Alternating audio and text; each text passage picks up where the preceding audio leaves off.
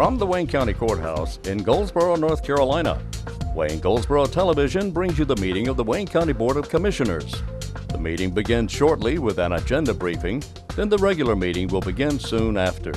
Please stand by for the Wayne County Board of Commissioners meeting. Okay. It's 8 o'clock, time to go over the agenda for today's Board of Commissioners meeting. Mr. Camardi, you gonna do the invocation? Yes, sir. Yes, sir. Okay. Mr. Gurley, you gonna do the pledge? I will. Okay. And we'll get an approval of the minutes for the November 3rd. Does anybody know of any changes that need to be made in the minutes of that meeting? Okay. Mr. Wood, any adjustments to the agenda? The only thing we have is on the public hearing. I think that needs to be tabled until the 12/1 meeting. Okay, we're going to table to 12/1. Yes, sir.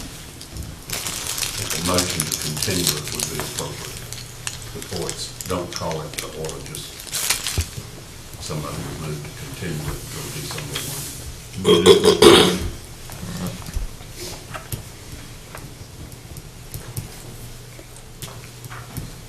Public hearing. Okay, is that the only adjustment? Yes, sir. Do you have any? That's all we have. Okay, unfinished business? I think we got everything laid out. I think we're ready on that. Okay. Anyone else have any comments on that, or just wait till the meeting? Just wait till the meeting. Okay, all right. Consent agenda, Mr. Wood, if you would go over that, please. Okay, we have some applications for the elderly or disabled property tax exclusion. It's page 31. All of these are in order according to Alan.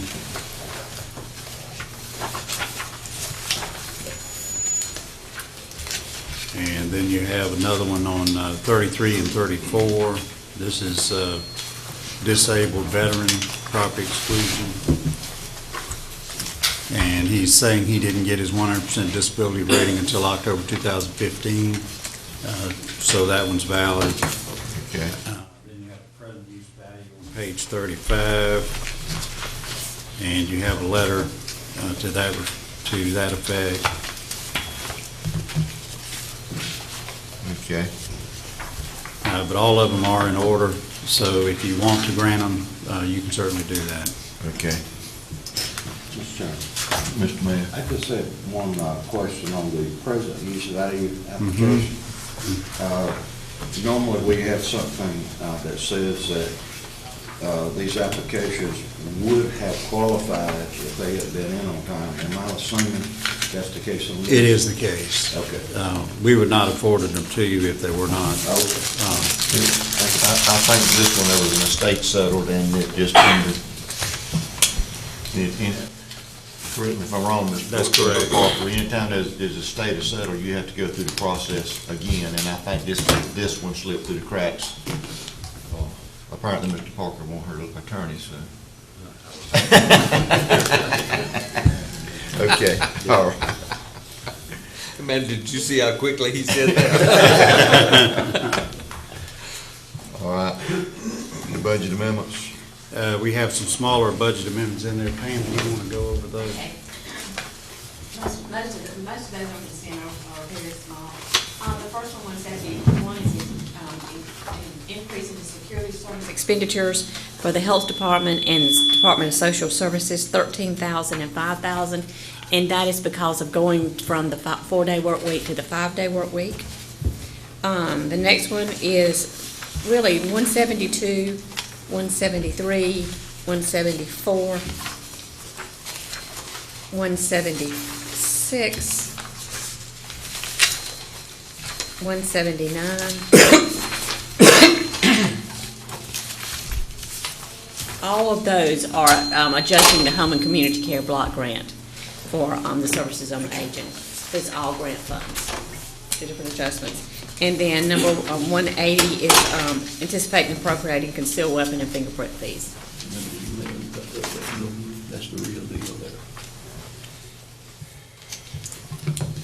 That's all the ones on consent.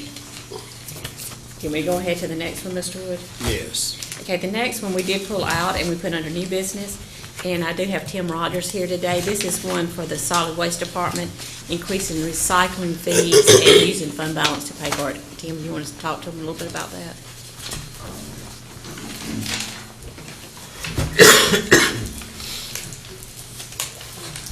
Morning. Good morning, Tim.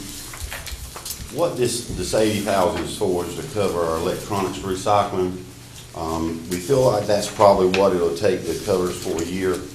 To give you a little bit of history of how we got here, Wayne County started accepting electronics, started at our sites in 2006 to be recycled, which was a little bit earlier than most other counties were doing it. We weren't mandated to do it.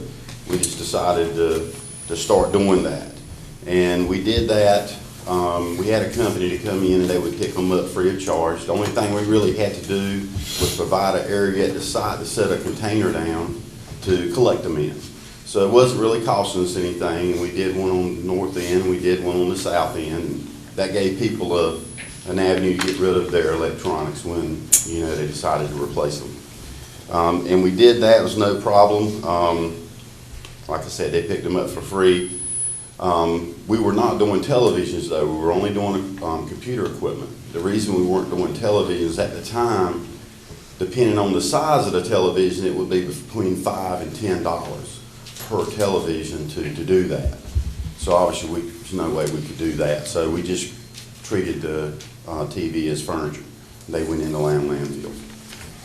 In 2011, the state banned all electronics and televisions from the landfill. So we got with the company that was picking ours up, and they agreed that they would continue to pick them up, even though that was going to be a negative cost on their part, because the tubes that are in your TVs, the old console TVs, have to be sent to a smelter, and they have to separate the glass from the lead, and it's pretty expensive to do that. So they were handling that for us and paying for it, but they were making enough off of our good electronics to pay for it. It was working out, and we were doing pretty good. Well, as the cost of the TVs increased and the metals decreased, they came to us and they said, we can't do it for free any longer. We're going to have to start charging you $800 per load, and that was a box truck. Of course, you putting TVs and stuff in there loose, we weren't really getting a whole lot in the truck, and we knew we couldn't do that. So we called around and talked to a few companies, and the company that we went with told us if we would process the electronics, separate them, palletize them, get a truckload ready, they would come and haul them out for free. But that meant we would obviously have to process them. So we built a building, bought us a forklift, and we got in the electronics business. We started processing them and palletizing them. We hired a person to do that. When they passed the bill that passed that banned the electronics, they also started an electronics recycling fund. And all the businesses in North Carolina that built electronics or TVs paid into it.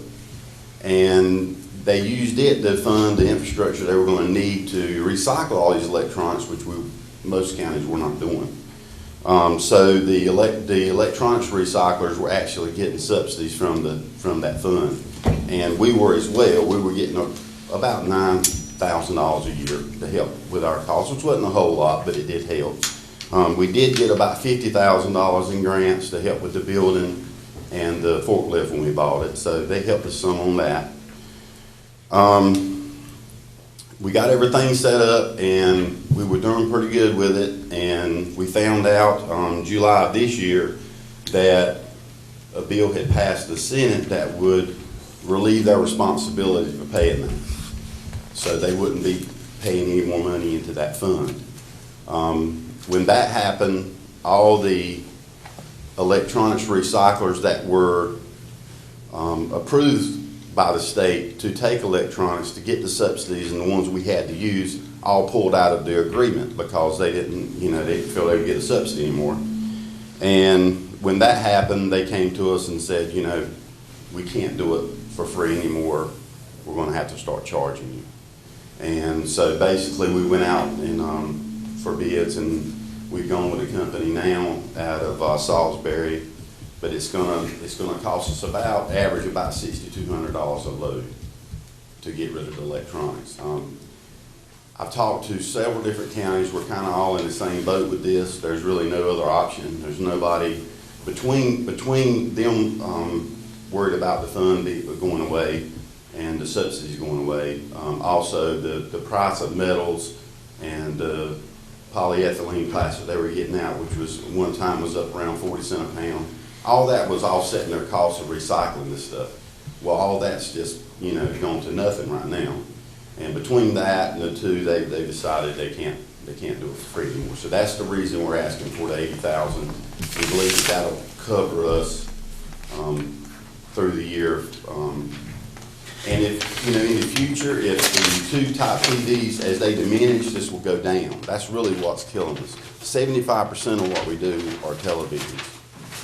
Only 25% are what is considered good electronics. So that's kind of where we're at. When that diminishes, and in the years as we go along, it will. I mean, people will start getting flat screens. They'll get those old tube types out, but they're saying right now the state feels like it'll be about another 4 years before that happens.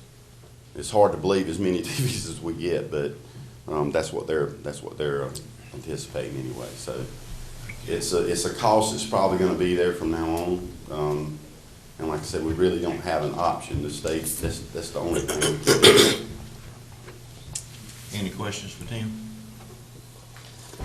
Mr. Chairman, I suppose the question I have is, if we've got a lined landfill that's supposed to prevent any leakage into the groundwater, why would they ban electronics from going in a lined landfill? Because it's not going to cause any pollution. Well, I think the thought behind that was that we could take a material that we could recycle. Why would we put it in there? And I agree with electronics. That makes perfect sense. But with the television, it is an issue. And they come up with the ban, but when you talk with them, they don't really have an option on really how to handle it. That happens a lot. They come up with a problem, but they don't have a solution, and you have to kind of figure it out on your own at the county level. And that's what kind of we're all faced. I mean, I talked to a lot of solid waste directors throughout the state, and we're kind of all in the same boat. Yep. But to answer your question, I'm not sure. Well, and the other point is that what this evidently is going to cause is us at budget time to look at our tonnage cost, because we're going to have to offset that revenue somewhere. But it is what it is, I suppose. Thank you. Thank you, Tim. I'm sorry, when you say they came up with, the state did, and they don't have a solution. Well, I thought it was a good idea for them to get the electronics manufacturers to kind of pay on the end of life cost of these products they're producing, but somehow, and we didn't find, nobody in the industry found out about it until it already made it through the Senate and was at the House. Now, they've actually tabled it for a study for a year now. But the thought is in a year that that's what's going to happen. I don't know what's really going on with that. I wouldn't have thought that would have happened, but I thought it's a little bit like the tire disposal fee. Exactly, yeah. But they haven't done away with the tire disposal fee. We all just pay it when we buy a set of tires. And they did the same thing with the white goods money. When you buy a washing machine or dryer, you pay that white goods tax, and that pays for, because we have to handle those, but it pays for our program, and we bought trucks and equipment through that white goods program, but for some reason they're trying to let the manufacturer off the hook here, and I don't really know. You call it law. Yeah, but I agree. Yeah, but I thought it was like I said, I thought it would work similar to the white goods and the tire fund, but I mean, if they do this, then obviously, you know, the counties are just gonna have to, they're gonna have to foot the bill on it. Okay, anyone else? Thank you, Tim.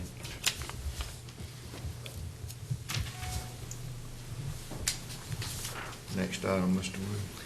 The next three are just presentations. Every year, the ABC Board comes in and makes a presentation to you. We've received their audit, met with Mike Myrick. They've had a good year, and they'll be coming to give you that presentation. And as y'all know, they typically, they give us, I believe it's quarterly. That's correct. Disbursements, isn't that right, Pam? In 2015, we actually got more than we budgeted for from the ABC Board. And one thing you'll see on the distribution sheet in the budget is basically the county gets half of the net profits, and then the others are split between Goldsboro and Mount Olive. So. The next one is a gentleman's requested to speak to you from the Down East Coal Ash Coalition. So he'll be making a presentation to you. I think, excuse me, and I think we asked him to kind of hold that to about 10 minutes. 10 minutes, that's right. This is Bobby Jones representing the Down East Coal Ash Coalition. And then following him will be the Duke Energy's Government and Community Relations Manager, Millie Chalk, will also make a presentation regarding coal ash. And so those are the three presentations then.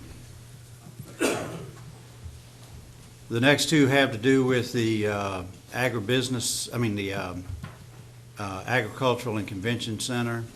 The first is a motion to authorize the county manager to negotiate a full design contract with HH Architecture on the Wayne Regional Agricultural and Convention Center.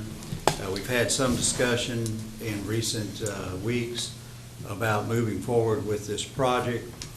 As you recall, we originally did this contract. We sent out requests for proposals for architects two ways. One was to when we looked at their qualifications, we made it clear that we may hire them to do a 100% design of the project, or we may do a 35% design build bridge contract, because at the time you were unsure if you might want to go design build on this project.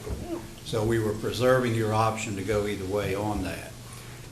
What we decided to do then was to enter into a contract with HH Architecture to do the 35% design build bridge contract. And again, that left you with the option: did you want to go design build, or did you want to go with a straight bid? And the consensus seems to be that you want to go with a straight bid on this now instead of design build. So what we're doing is making a recommendation that you authorize us to essentially renegotiate that contract with HH Architecture so that they're doing 100% design work on it. And so that's what this motion's about. The next motion then is deciding on the method of delivery.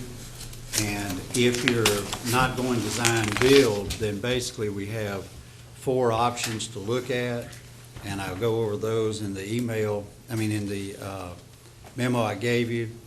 The first 3 are variations on the design bid build system. The first is separate prime bidding, and as I explained in the contract in the memo, I don't recommend that. That's where you take separate bids on the 4 major segments of the work, which is HVAC, plumbing and gas fixtures, electrical in general. And obviously the problem with that method is nobody's really in charge, nobody's coordinating that work. So I don't recommend you use that. The second is the single prime bidding, and in that method, the advertisement for bids is sent to general contractors who must bid on the entire project, but they also must list on their bid the contractors they've selected for the subdivisions or branches of work for those 4 areas: HVAC, plumbing and gas, electrical, and general. This is basically the process you used on the jail, where you hire the architect designs the plans, the specifications, and contract documents and bid documents. You then can pre-qualify the general contractors, which we did in that case. Then you bid the project out, and in our case, Daniels & Daniels was the lowest bidder. You award the contract, and they build. And all of the subcontractors work for the contractor. So that one I recommend you consider as a possible method. The third is a dual bid, in which you bid the project both for separate prime bidding and single prime bidding, and I don't recommend you do that, because if we're not going to use this separate prime bidding, there's no reason to get a bid on that. It's the same as just getting the single prime bidding. The fourth method is the construction manager at risk, and I've attached the general statute on this method, and that's NCGS 143-128D. In addition, we've enclosed some materials that we received from the construction office for the University of North Carolina at Chapel Hill. They've used CMAR extensively, and they also met with our staff and some of the BOC members to discuss their experiences. Their policy is they use CMAR on projects exceeding $10 million in value, and as y'all can imagine, they have some projects in the works pretty much all the time, given bonds and that sort of thing. They also provided a copy of a PowerPoint presentation prepared by Wake County Public Schools in 2014 on their use of the CMAR method. And again, Wake County Public Schools, as y'all know, Wake County is exploding with growth, so they're doing some new schools virtually every year, whether it's a high school, middle school, or elementary school. So they're constantly in construction mode in Wake County. And you saw by the list of larger jurisdictions that are using this, basically it's where they're in constant construction mode, basically.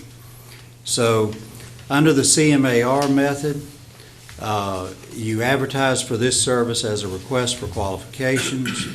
You list the criteria by which you will grade them, and in talking to the gentleman from UNC Chapel Hill, he suggested that our architect would help us with the selection criteria. You interview the top ones, then select one to negotiate a fee for the work. So it's just like hiring an architect or an engineer. You select a finalist, you then negotiate with them, and you negotiate that fee for the work. We did talk with him about the method they use on establishing the fees, and he also offered to help us with that process if we take this route, which I think would be very helpful. So the CMAR works with the architect during the design process to review the plans for building methods and materials that might reduce cost. Some people call that value engineering. Better cost estimation and realistic scheduling. Once the project plans are completed, the CMAR then bids out, as your agent, the work to the various subcontractors, and they have to be pre-qualified. The sealed bids are publicly opened and read, and the lowest responsive bid must be awarded each contract. So in essence, under CMAR, everything is bid out except the CMA contract itself, and you negotiate that. That's a negotiated fee. Okay.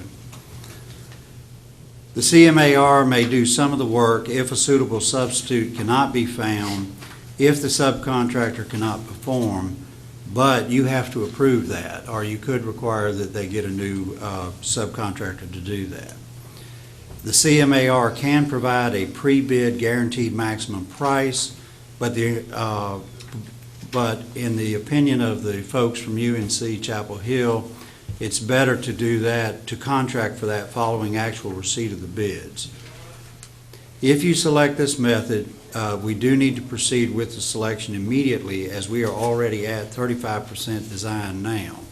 And in talking with the gentleman from Chapel Hill, they typically hire the CMAR, I believe, shortly after they hire the architect, so that they're in the process from the beginning.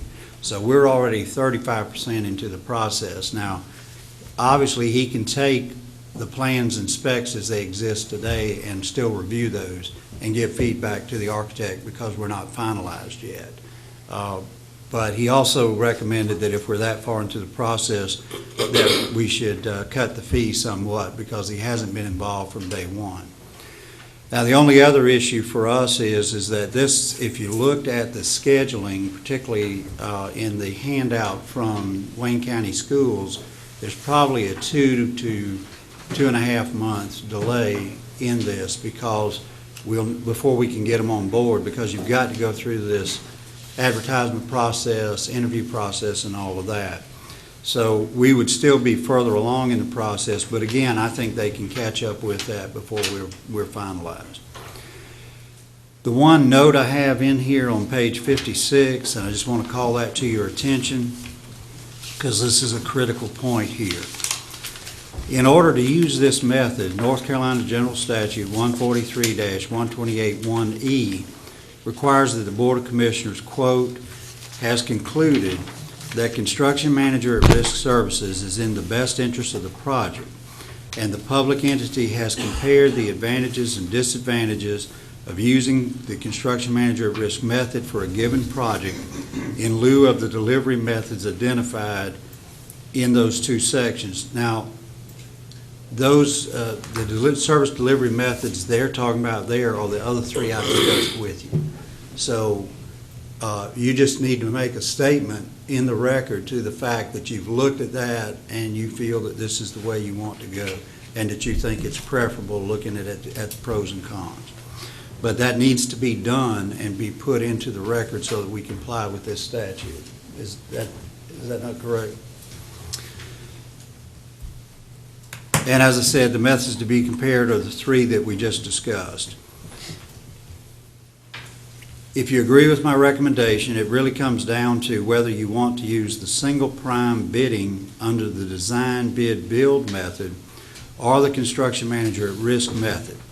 There are advantages and disadvantages to both, as you can see from the information provided. I believe that either method can serve us well in this particular situation, although the staff does not have any experience using the CMAR method. And for that reason, I recommend that you use the design bid build method. But again, either one would work in this circumstance. So that's the report and the recommendation, Mr. Chairman. Thank you. Number 7 is that? Number 7 is just the video, about 7 minutes. I guess we get one every month from them. Okay. And that's all the new business? Mm-hmm. Okay, then, 10 o'clock, we do have public comment time. You allow the citizens of Wayne County to make public comments, and they're allowed up to 4 minutes to make those comments. Then we have the county manager's comments, Board of Commissioners committee reports and comments. Do we need to go into closed session? Yes, sir. Okay. Well, we've got 30 minutes. Do I have a motion that we go into closed session?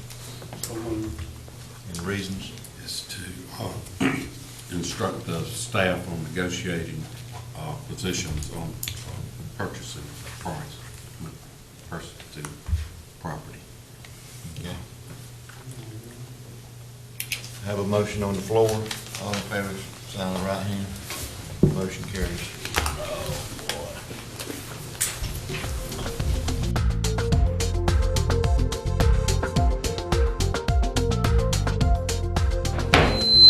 It's 9 o'clock, time to conduct the business of the Wayne County Board of Commissioners for the November 17th, 2015 meeting. I would ask if anyone in the audience has cell phones or pagers or electronic devices, if you would either cut them off or put them on silent mode. Invocation, Mr. Marty. Let us pray. Almighty God, we come before you this morning thanking you for this perfect earth. An earth so perfect, dear Heavenly Father, that all of mankind all the animals, all the plants can flourish in great stead. Dear Heavenly Father, we thank you for the beautiful sunshine that we woke up and saw this morning. Gave our faces and our hearts glee. Dear Heavenly Father, we thank you for the emergency services and the police that are available to help us all through the day and night if needed. Dear Heavenly Father, we thank you for our military and the people who serve in far off places and are on guard every day 24/7, dear Heavenly Father. And we ask you to always protect them and give their families comfort when they are not there. Dear Heavenly Father, we further ask you to elicit, prevail upon mankind to be more respectful of authority, be more respectful of our national leaders, dear Heavenly Father, as they work hard to make the right decisions that will be good for mankind while still protecting America and making us feel safe at night. And dear Heavenly Father, we ask you to prevail upon mankind to be less fearful, less vengeful, and let revenge be something that is foreign to our hearts. And all these things, dear Heavenly Father, in Jesus' name we pray, amen. Mr. Shirley, please join me in the pledge. Pledge allegiance to the flag of the United States of America and to the republic for which it stands, one nation, under God, indivisible, with liberty and justice for all.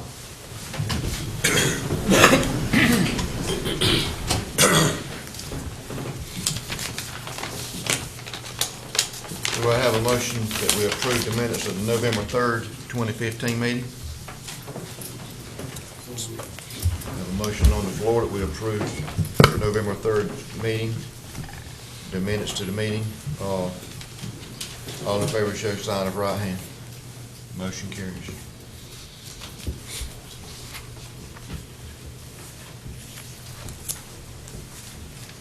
Mr. Wood, do we have any discussion or adjustments to the agenda?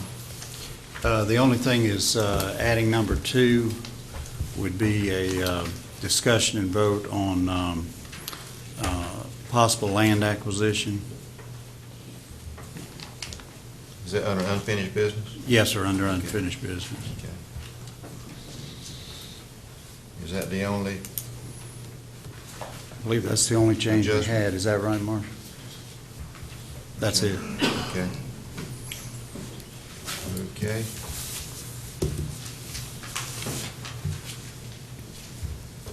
We do have a public, no, we'll get to the public hearing at 9:15. Unfinished business, Mr. Wood?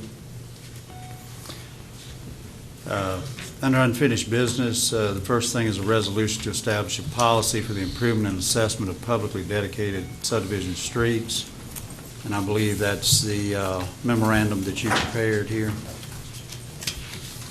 Yes, sir. I'm going to read, it's going to take a little while. I'm going to read the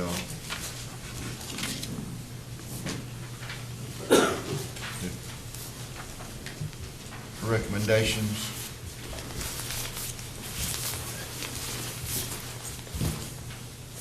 The Wayne County Board of Commissioners. And I sent this out on November the 12th, 2015. The working group recommendation on the subdivision street repairs and special assessments policy. At the October 20th Board of Commissioners meeting, a motion was approved to delay any discussion on financing and any subdivision streets repairs using special assessments if requested by the property owners under North Carolina General Statute 153A-205 until the North Carolina Department of Transportation had finished its study of the subdivision street acceptance policy as mandated in Session Law 2015-217. The second part of the motion was for me to appoint a working group to study this matter. I have done so. That working group consists of Commissioner Gurley, Doherty, and myself. Has met to discuss this in detail with staff. We have developed a proposed policy for your review, which is enclosed. The policy deals with two most critical issues the Board of Commissioners has concern about. How do we limit the financial impact of this policy so that county credit ratings will not be adversely affected? And two, how do we determine the order in which to approve the projects once valid petitions are submitted? This policy addresses both of these issues. The proposal is to limit the insurance of any debt for these projects not to be more than $2,500,000, $250,000 in the first 2-year cycle. The revenue bonds would be for only 10 years duration, as that is the maximum time property owners have to pay the assessments.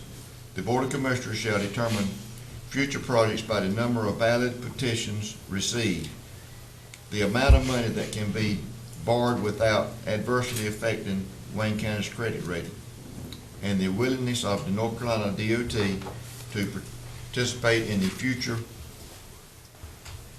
projects. This also will assure that the county's credit rating will not be adversely affected. Our financial advisors, Davenport and Company, have assured us this should not hurt our credit rating in any way. And it should be noted that these bonds will be required by the benefited property owners within the subdivision, not with general county funds from other taxpayers. The second issue is how to determine the order of construction of the projects that meet the petition requirements. The working group is recommending that you approve them in the order the petitions are declared valid, and all public hearings have been conducted. There may be a delay in the actual construction if the dollar value of the project exceeds the allowed limit under this policy. We believe this is a workable policy that will allow us to address these street repair issues. While doing it at all levels, that does not impact our credit rating. And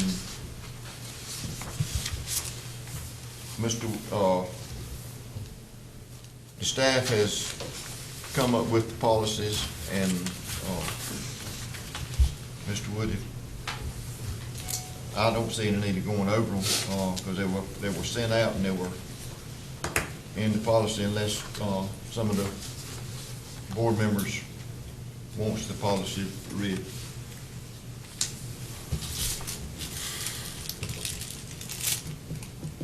Mr. Chairman, Mr. Mayor. I think it would be a good idea to read the policy, because probably some of the residents don't know or haven't seen it.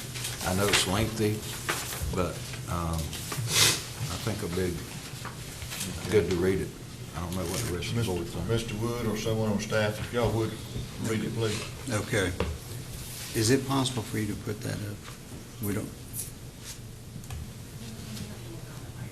Okay. What we've done is put this in the form of a resolution, so that if you adopt the resolution, then you've adopted that policy. It's a resolution to establish a policy for the improvement and assessments for publicly dedicated subdivision streets. Whereas road maintenance and deterioration of publicly dedicated streets, which have not been accepted into the state secondary road system, is a concern that affects the citizens of Wayne County neighborhoods and subdivisions. And whereas pursuant to North Carolina General Statute 153A-205, counties are authorized to enable citizens in solving the problem of deteriorated subdivision and residential streets.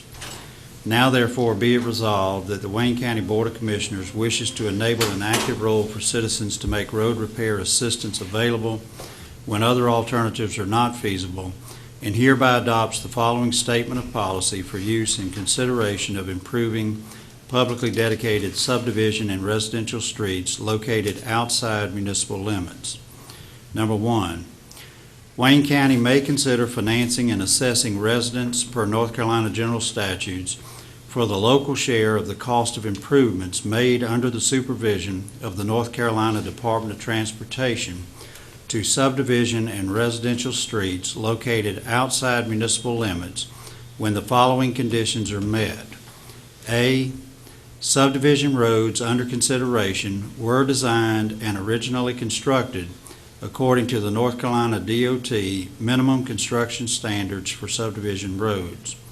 B, roads shall be publicly dedicated roads as shown on a recorded subdivision plat at the Wayne County Register of Deeds. This policy shall not be applicable and financing shall not be made available to improve the condition of privately dedicated subdivision roads.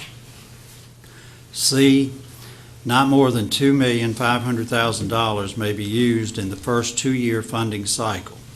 These funds typically will be raised by issuing revenue bonds of up to 10 years duration at a fixed interest rate. Said bond shall be repaid from special assessments levied on all benefiting property owners as authorized by Article 9 of Chapter 153 of the North Carolina General Statutes.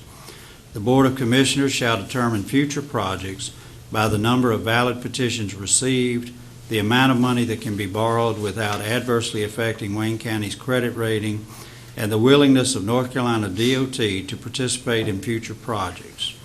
This also will assure that the county's credit rating will not be adversely affected. D, street assessment projects shall be approved for financing in the order they were received and confirmed as valid petitions.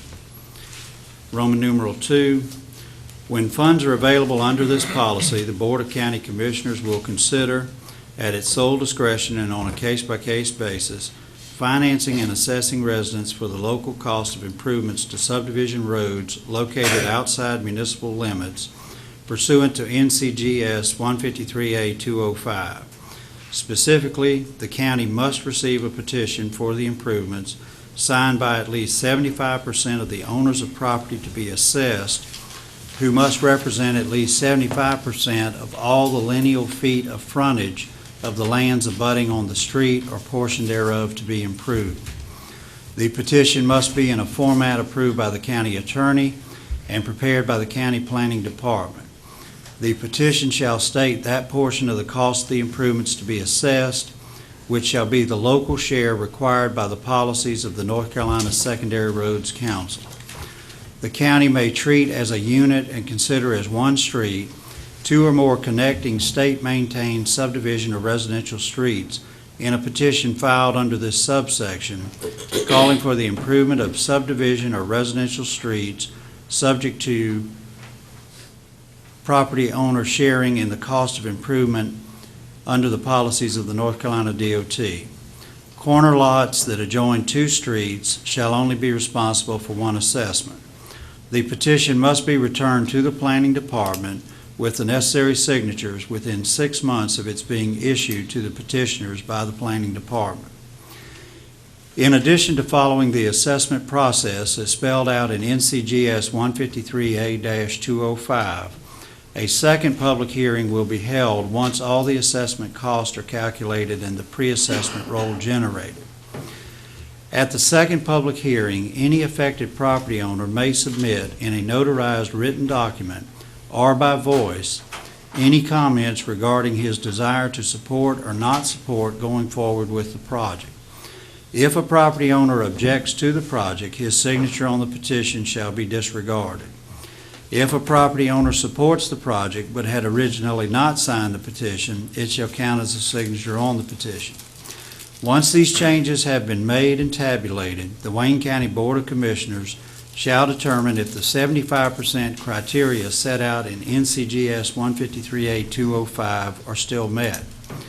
After the second public hearing, the Wayne County Board of Commissioners may then approve or disapprove of the project request and assessment cost. No project may be commenced under this section unless it has been approved by the Department of Transportation and said department has agreed to accept the project streets into the North Carolina Secondary Highway System for ownership and maintenance once the project has been completed. Property owned by the United States shall not be included in determining the lineal feet of frontage of the improvement, nor shall the United States be included in determining the number of owners of property abutting the improvement. Property owned by the state of North Carolina shall be included in determining frontage and the number of owners only if the state has consented to assessment as provided in GS 153A 189. Property owned, leased, or controlled by railroad companies shall be included in determining frontage and the number of owners to the extent the property is subject to assessment under GS 160A-222. Property owned, leased, or controlled by railroad companies that is not subject to assessment shall not be included in determining frontage or the number of owners. Roman numeral 3, if the above conditions are met, further consideration may be given to the following criteria by the Wayne County Board of Commissioners before a funding decision is made. A, cost of proposed road improvements. B, date of receipt of a valid petition compared with other pending petitions. C, impact of the road improvement on the local road network. D, NCDOT input. 1, capability to assist with project management. 2, agreement to maintain and accept the roads onto the state system after project completion. E, implications of Board of Commissioners inaction regarding 1, traffic safety, 2, declining property values due to lack of neighborhood road maintenance. F, any other factors determined by the Board of Commissioners which may impact the viability of the project. Roman numeral 4, if Wayne County provides funding for financing subdivision road improvements, it shall assess all affected property owners to recover the cost of the improvements. The assessment will be based on an equal share of the cost per lot unless the petitioners provide compelling reasons of why another allowable assessment method should be utilized. The terms of the assessment shall be set up to the statutory maximum of 10 years. The assessment shall cover all cost of advertising, legal, engineering, and construction costs, and any financing costs to include principal, interest, and loan cost of the project. The Board of County Commissioners shall seek to minimize the burden on affected landowners as much as possible. In all cases, any assessment for any road repair financed by the county shall be in accordance with NCGS 153A-205. Adopted this 17th day of November 2015. Mr. Chairman, Mr. Doherty. I move that we adopt the resolution to establish a policy for the improvement and assessments for publicly dedicated subdivision streets as read. Mr. Chairman, Have a motion on the floor, any discussion? I have a question that I'd like to ask. Now, would the citizen be told up front that once these assessments are made, that 3 or 4 years from now, they will not be able to come back and ask for forgiveness? That that's a debt that's incurred against their property, and it won't be the responsibility of the county to make this payment. Right. Although we'll be providing funds up front. Right.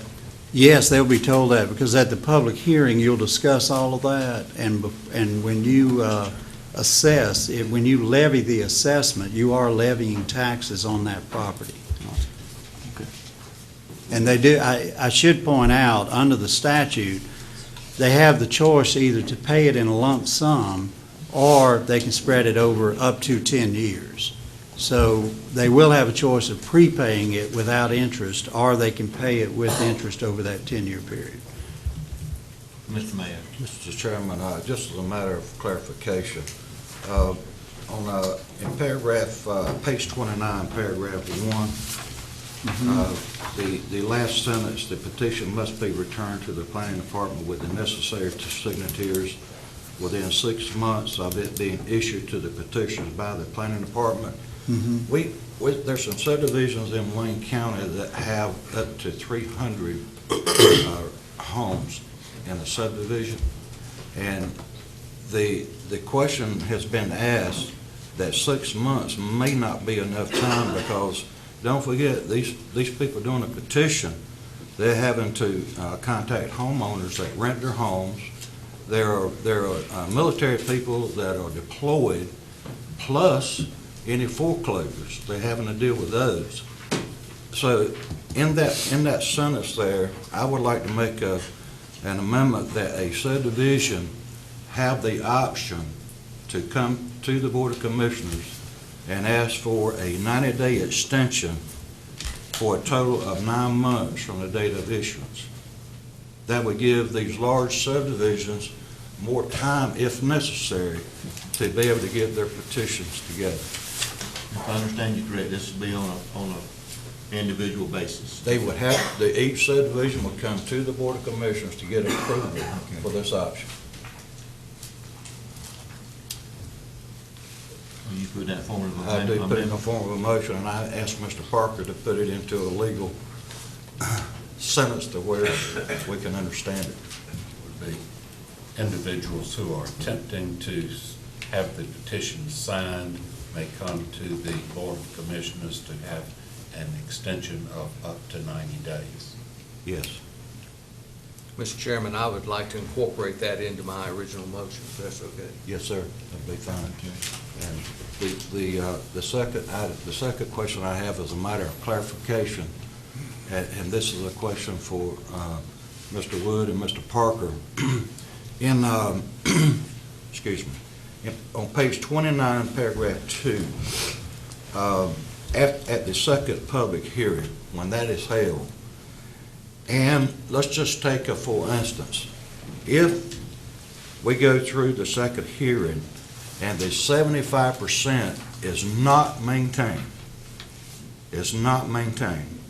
my question is, who pays for the engineering fees? Because the engineering fees and the assessments are going to be known at this time. You want to address it or you want me to? The statute does not allow you to assess that if you don't have the 75%. So the county will be paying for it. Okay.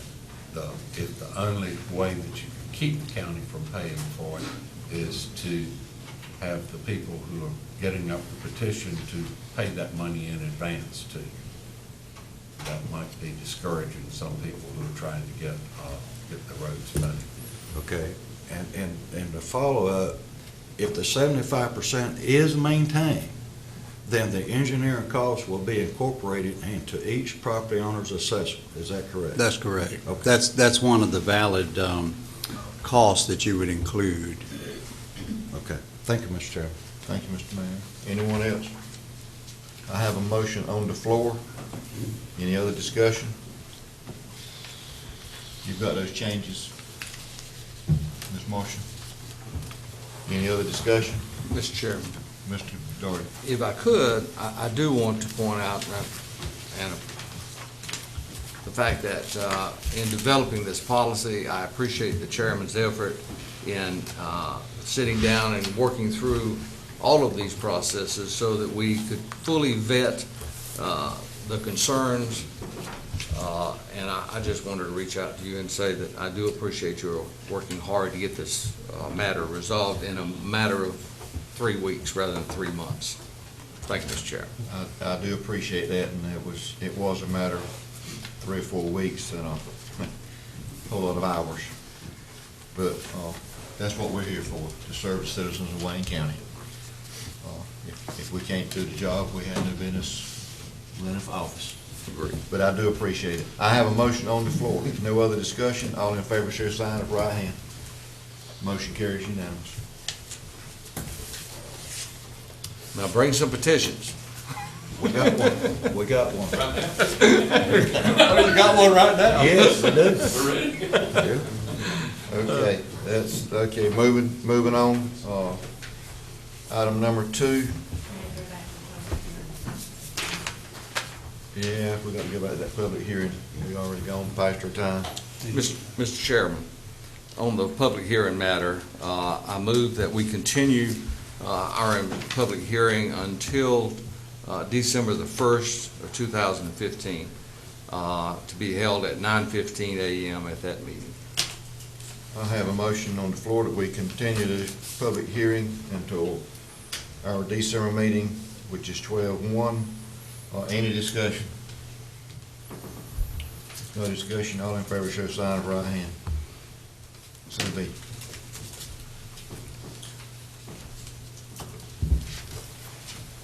Item number 2 under unfinished business. This was added to the agenda. as many of y'all may know, and all of the board knows, the staff knows, at our last meeting, we did a budget amendment for $640,000 for acquisition of a piece of property on Caswell Boulevard, Street, whatever it is, for a possible conversion to a 911 center. We did have to put down $10,000 in earnest money with the understanding that we had ample time to do our due diligence to see if the property would work for a 911 center. There again, staff and City of Goldsboro planning departments, we met on several different occasions, and that was the main reason that we wanted ample time to do our due diligence. We feel like that the property will not work for a 911 center, so we are declining the purchase of it. And the reason is we had a security issue, and we were also going to have to put up a monopole which feeds a microwave signal back to our main tower site. And anytime you put up a monopole or a tower, you've got to have fall radius. If it's a 150-foot pole, you got to have 150 foot for it to fall. We did not have it on this property. The building was a fantastic building. It was a great idea to start with, but that's the reason we had the time to do our due diligence. We just felt like that it will not work. So I'm putting in form of a motion that we do not buy the property, and that we need to do another budget amendment to put that $640,000 back into the general fund.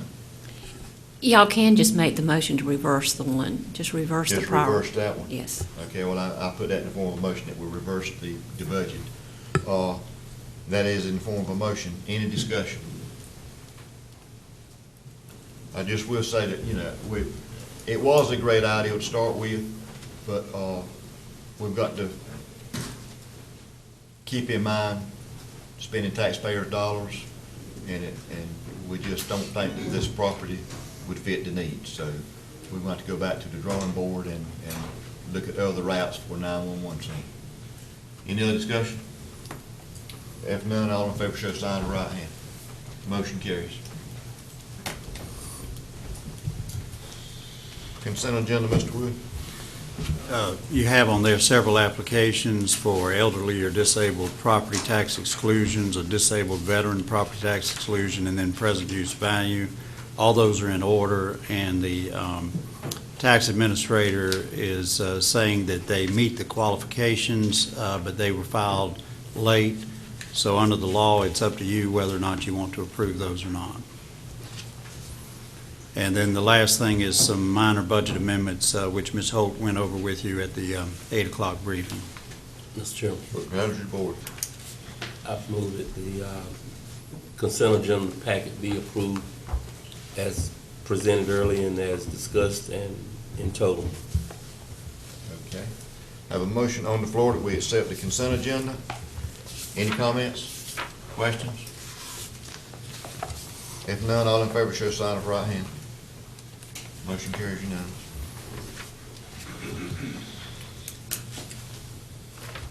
Mr. Wood, new business? The first order of business there is a budget amendment.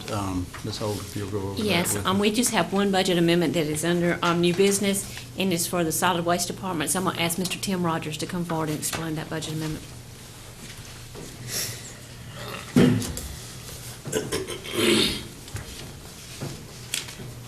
Good morning.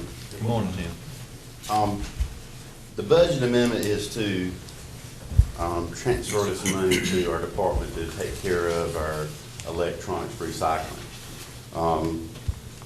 We've been recycling electronics for the past 10 years, but as the market has dropped recently as far as what they're actually recycling from the electronics, and there's a risk of the subsidies from the state may be going away this year, the companies that do the electronics recycling just cannot afford to do them for free anymore. And basically what we were doing, we had started palletizing and separating electronics. They would come pick them up from our location, take them to theirs and recycle them. They wouldn't charge us anything. But the situation has changed and companies just are not doing that anymore. So we're actually having to pay to get them the recycled electronics. The state in 2011 banned electronics and TVs from the landfill, so obviously we have to have them recycled. So we're going to have to start paying for each load, and it's about $6,200 is what it's averaging per load for each load of electronics that we send to them. So that's what this $80,000 is going to cover. We feel like that'll cover us for a year. So apparently we're getting a lot of electronics brought in. We are. We're getting about between 160 and 200 tons a year of electronics. Once the tube-type televisions, we finally get them recycled and out of the electronic stream, this will go down. But that's where really all the money is going to those. Those glass tubes have lead in them, and they have to be sent to a smelter, and they have to separate the lead from the glass, and it's very expensive to do that. So every TV we're taking in costs them around $5 a television to have that done. So even though they are making some money on the good electronics as far as the computers, it's not making up for that cost now that metal and plastic prices are as low as they are, which is as low as they've been in a long time. So they're just not making enough money off the good side, which is only about 25% of what we're collecting. 75% is TVs as far as weight, and the TVs is what you're having to pay for. So they're just not making enough from that 25% to cover their cost. And like I said, we've got a program in place now where the electronics manufacturers in North Carolina pay into a fund, and they were getting subsidies from that fund, and we were getting some to help cover our costs. But there's a chance that that's going to go away at the end of the year. So that's obviously something they need to think about too, I guess. But we checked around with different counties. We've looked in every option we have, and there's just no other options. Nobody that's going to accept them for free anymore, no matter how good you palletize them and separate them for them, which is what we've always tried to do, is give them a good product where they would continue to take it for free. But we've just got to the point now where they feel they cannot no longer do that. Any other questions for Tim? Mr. Chairman, Mr. Baker? I move that we accept budget amendment 170. I have a motion on the floor that we accept budget amendment 170. Any other discussion? No other discussion. All in favor show sign of right hand. Motion carries unanimously. Thank you.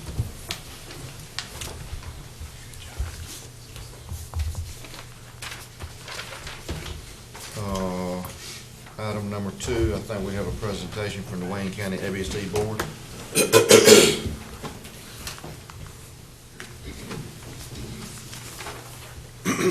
Good morning. Good morning. Mike Myrick with the ABC's stores here. I've got my board members here. I'd like to introduce them. I get a tremendous amount of support. It's probably the best board in the state. And I'm saying that because they're all here. Iris Kelly, Dave Metter, Irvin Watts, Pam Silver, and our chairman, Efton Sager. And I've also got Joe Sadler back in the back. He likes to sit in the back. That's my law enforcement officer. He's been very busy working with your PD and with your sheriff's department on some raids that we've had, been very, very successful. And the coordination with the PD and the sheriff's department, we really appreciate. My board has also wanted me to thank your staff, Pam over in finance, Borden in legal, and George at the county, and especially Marcia for everything they do when working with us, and we can send some of this money back to you. The first slide I've got up, a lot of people don't realize how the system's set up. I don't know if I've ever showed you this slide before. The ones in yellow are county boards. The ones with dots on it are city boards. And there's occasionally, like down there in Brunswick, very inefficient, where they have county boards and city boards. And that's because they've got all those beach boards that want to stay independent. And you know, if they wanted somebody to go down there and run that Brunswick County I'd love to go down there and run Brunswick County. But right now, they have city and county boards. 50 county boards, 117 municipal boards. And that's just how their municipality or their county set it up when they did the resolutions, most of them back in the 1960s.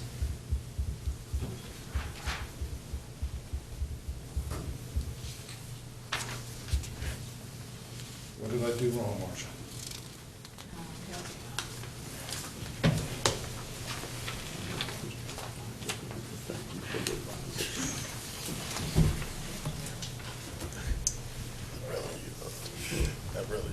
Okay. Oh, there you go.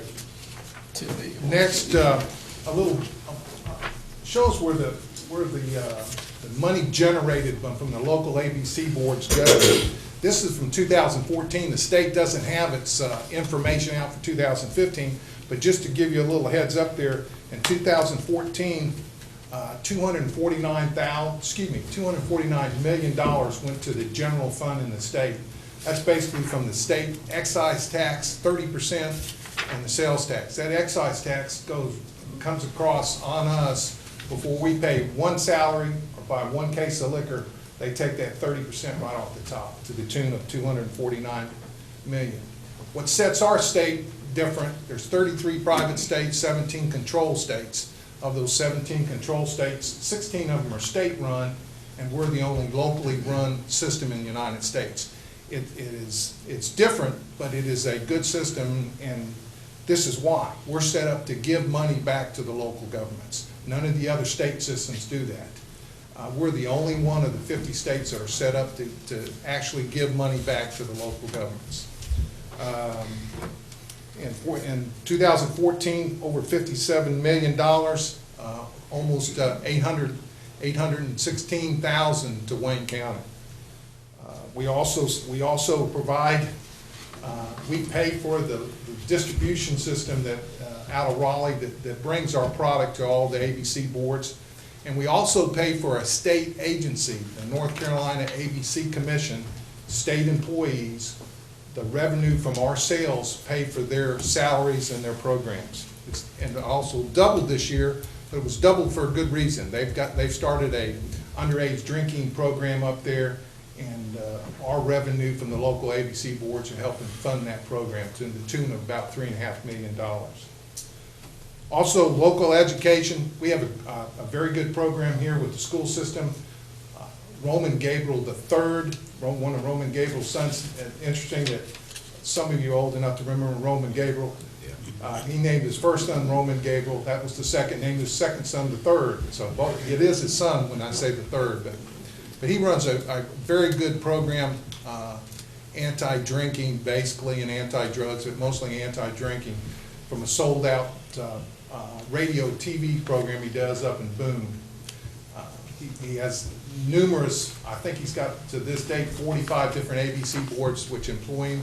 We bring him down here and he sees all our sixth graders in our middle schools, and that's 9 different middle schools. And the county education people are very, very happy with that program, and our ABC sponsors that. And across the state, that's $10 million of local ABC funds going back into alcohol education and alcohol rehabilitation. Also, as I introduced George, $7 million across the state goes into alcohol law enforcement. When Joe goes out and helps the PD and helps the sheriff's department, he also does our inspections to all our permittees, which is required by law. Without these inspections, no telling what some of these bars and restaurants would be doing, so Joe keeps them in line.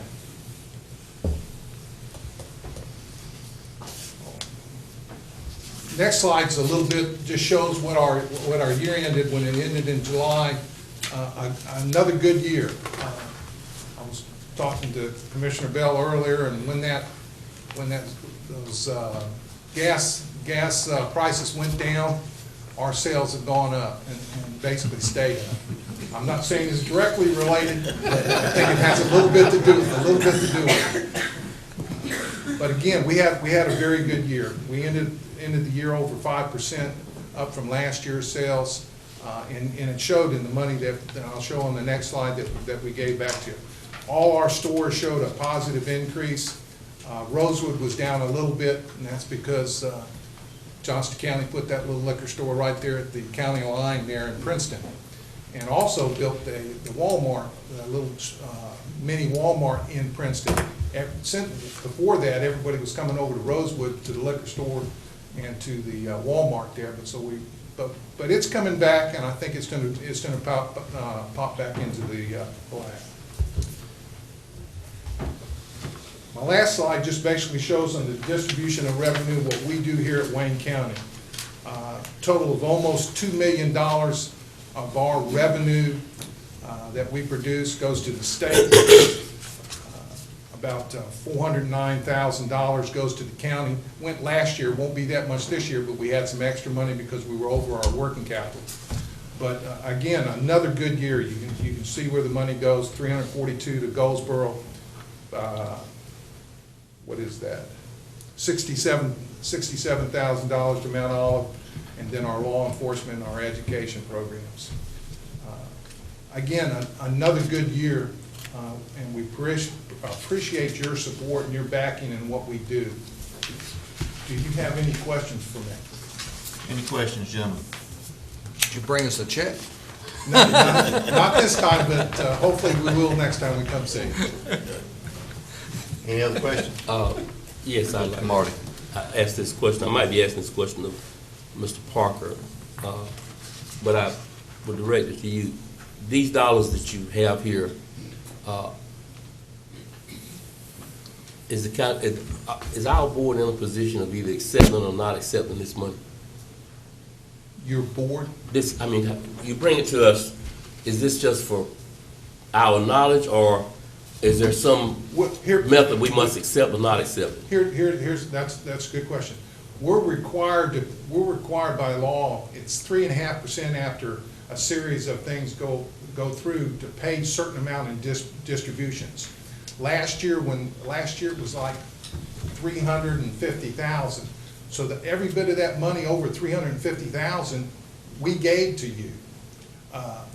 Yes, you could say no, we don't want that money, but we give it to our resolution when we were set up back in 1961 is 50% of our revenue goes to the county and 50% goes to the cities that have a ABC board in it.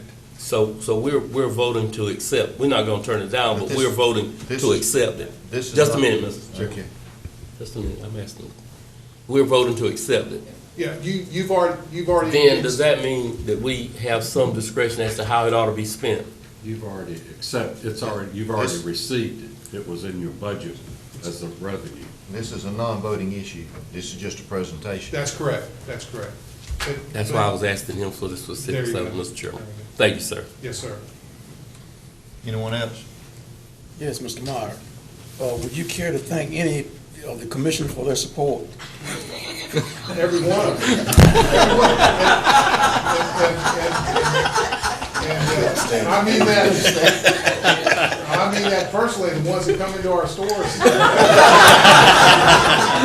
Well, I can personally say that I haven't got quite to that point yet, but it's been real close. And it was interesting too, you were talking about, when the price of gas goes down, your sales go up. And I was going to say something a while ago when Tim was up speaking. The price of gas also determines the price of scrap. I mean, it's amazing how much gas impacts this country. It does.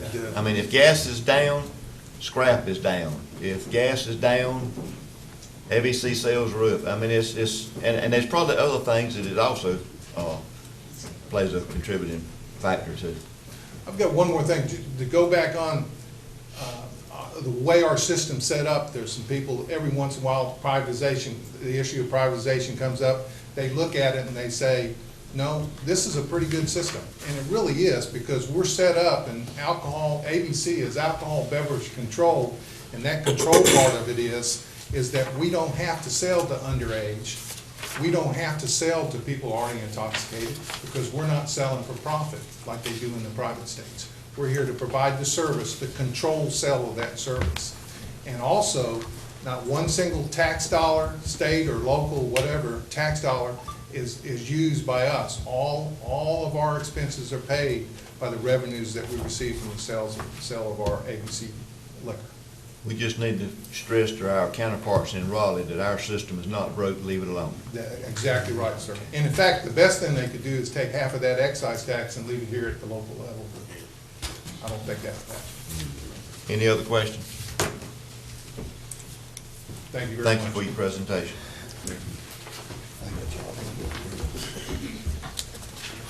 Okay, I think we have a presentation from the Down East Coalition. Mr. Jones, I think, has got that.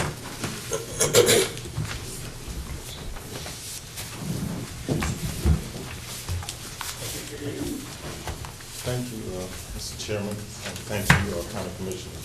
I'm Bobby Jones, and I come before you on behalf of the Down East Coalition to talk to you about Coalish here in our county.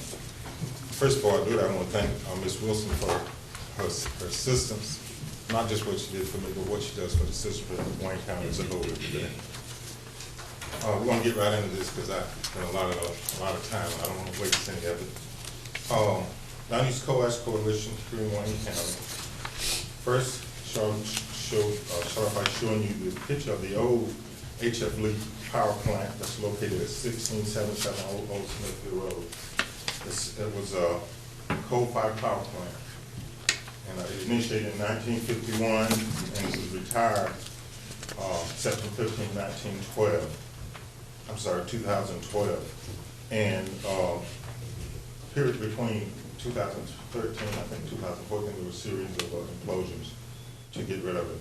This represented over 60 years of coal ash being put into our environment, as well as you will see as we go on the coal ash ponds as well. What is coal ash? Coal ash is a toxic, poisonous residue produced by coal-fired plants like the AF Lee coal-fired plant. And everything I'm giving you is in brief. I could go on for this for a long time, but coal ash contains numerous chemicals that are toxic to human and wildlife, including arsenic, lead, chromium, and talc. That's just coal ash is stored in coal ash ponds, pits, dumps, and it's been called some other different names as well. As a prelude, toxic coal ash poisonous in Wayne County. We're going to get into that. Duke Energy's coal ash ponds in Wayne County. Going to look at that map of that, photos of that, as well as some other photos. Going to look at some groundwater pollution, and going to briefly look at some of the health effects.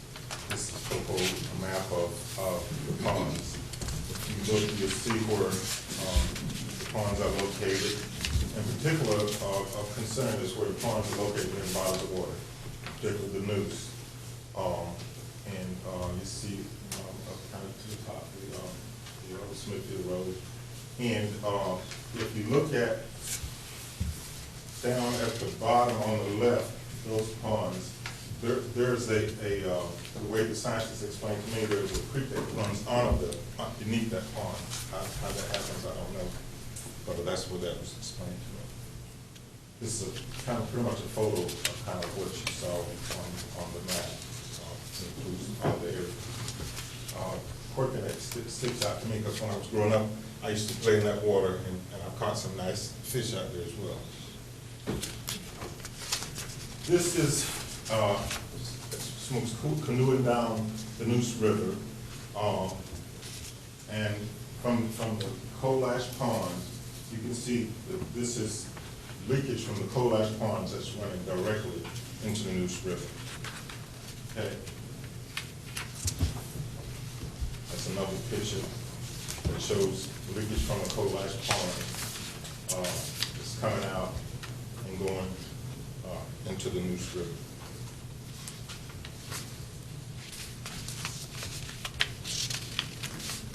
Groundwater pollution, 24 days, 24 hours a day, 365 days a week, a year. The groundwater in our county is being poisoned with various chemicals, including arsenic, over 66 times the state standard, manganese over 23 times the state standard, chromium over 2.7 times the state standard.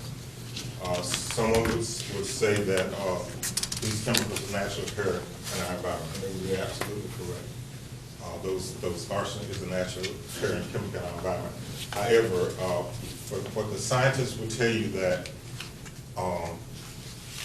if you look at the high deposits, where there's high deposits of arsenic as well as manganese, because they occur in the environment, they kind of ride along with each other in the environment. You would not see that in the central or the middle part of the state. You shouldn't see those high numbers like that here in the eastern part of the state. Effects of coal ash on our bodies. Living near coal ash is more dangerous than smoking a pack of cigarettes a day. Coal ash contains toxic pollutants that causes cancer, diabetes, cardiovascular, neurological, as well as reproductive damage, just to name a few. Like I said, I could go on with the scientific proven information of the correlation between living around, drinking, etc., coal ash. And I have given you a packet, and we'll get into a little of that in a few minutes. Just so go through that packet so you know what you have. But I want to make sure that you have enough information so you can make an intelligent decision as what coal ash is doing to our environment. Down-East Coal Ash Coalition asks for your help. We understand and we recognize that you're the pinnacle leadership here in our county. And we want you to help us provide leadership and support to ensure that our citizens are informed and protected. What we'd like you to do is hold a public hearing on coal ash to afford our citizens a chance to at least articulate what's their concern about coal ash, as well as continue this education process. I want you to work with the community to ensure that they have clean and uncontaminated water. We've had in your packet, I've given you the water tests that were done and provided for us. You see that there have been out of 12 wells tested, all 12 of them are exceeding the length amount that should, portion that should be in there. And that when the wells have been tested and they've gotten a notice in that they cannot drink the water, and most situations, Duke Energy have provided some water for drinking, not enough for bathing, not enough for cooking or anything of that nature.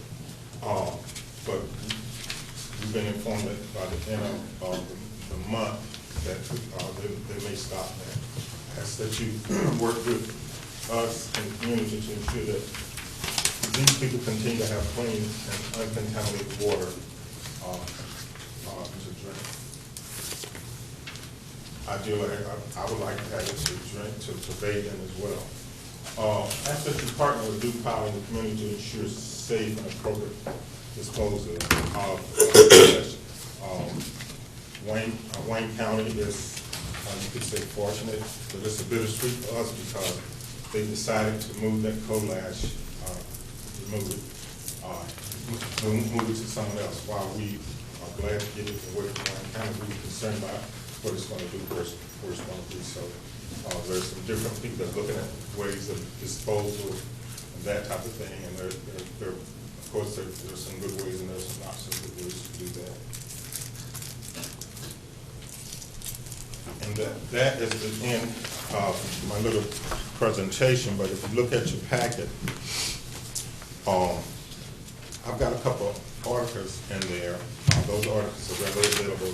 One of the better articles that we've had about coal ash was one that was done by the news office, so you can just pull that up and read that, and they provide some good information about coal ash. These two articles provide information across the board where you can look at position, in anyone's position about coal ash. The most important thing, look at how the business of coal ash has been done. These ponds have been in place for a long time. They've been seepage, how that have been handled has gotten into our community and the impact that it has had on the community as well as their health. And then I have some handouts about different information about coal ash. There were quite a few people that are impacted and affected by coal ash, quite a few people that lives very close to the coal ash. I'm of the unscientific belief, if you will, that all of our citizens in Wayne County have been impacted by coal ash. As I go back and do the research, it talks about how burning the coal ash, as a matter of fact, it used to be called fly ash, gets into the environment in different ways and that type of thing. And I would personally say that that's my personal, informal, non-scientific opinion. But of all the places I've lived in several places in North Carolina, and I lived in 3 other states. It seemed like we have a lot of cancer, a lot of deaths from cancer, a lot of diabetes, a lot of high blood pressure, a lot of neurological stuff, a lot of autism young in our children. And I think it's important that we take this into consideration, partner, and move forward with the goal of protecting our citizens. And I've done this quickly so I can afford you the opportunity to ask some questions if you have any. I might even be able to answer them. Any questions? Mr. Jones, Yes, sir. if one of the slides showed a continuous stream or running of it into the Neuse River, am I to understand that has that still continued, or has it been stopped in any way, or is it still leaking in? Is that to your knowledge? To my knowledge, that continues, and it will continue until the pond, they move the coal ash from the pond and take it out of the county. Yes, sir. Have they started cleaning up the old leaf line? To my knowledge, they're not. That has not been announced. At least I should say that. But I could, maybe the person coming after me can respond to that. Thank you, Mr. Jones, for your presentation. Thank you. We need to hold off on the next presentation for just a minute because it is 10 o'clock as we designate 10 o'clock for the public comment section. I encourage anyone, any citizens of Wayne County to come up and make comments. We do limit this to 4 minutes. And also, out of respect to others, we ask that you do not call names. If you have a organization or something that you want to mention, that's fine. But to individually single out citizens of Wayne County or elected officials of Wayne County, we want to refrain from that. And when I say that, I mean we're talking about dead, alive, and unborn. That's, I mean, that sounds kind of cruel, but that's the way we'd like to handle it. So if anyone has any comments, please come forward at this time. State your name, address, and phone number, please. And again, you're limited to 4 minutes.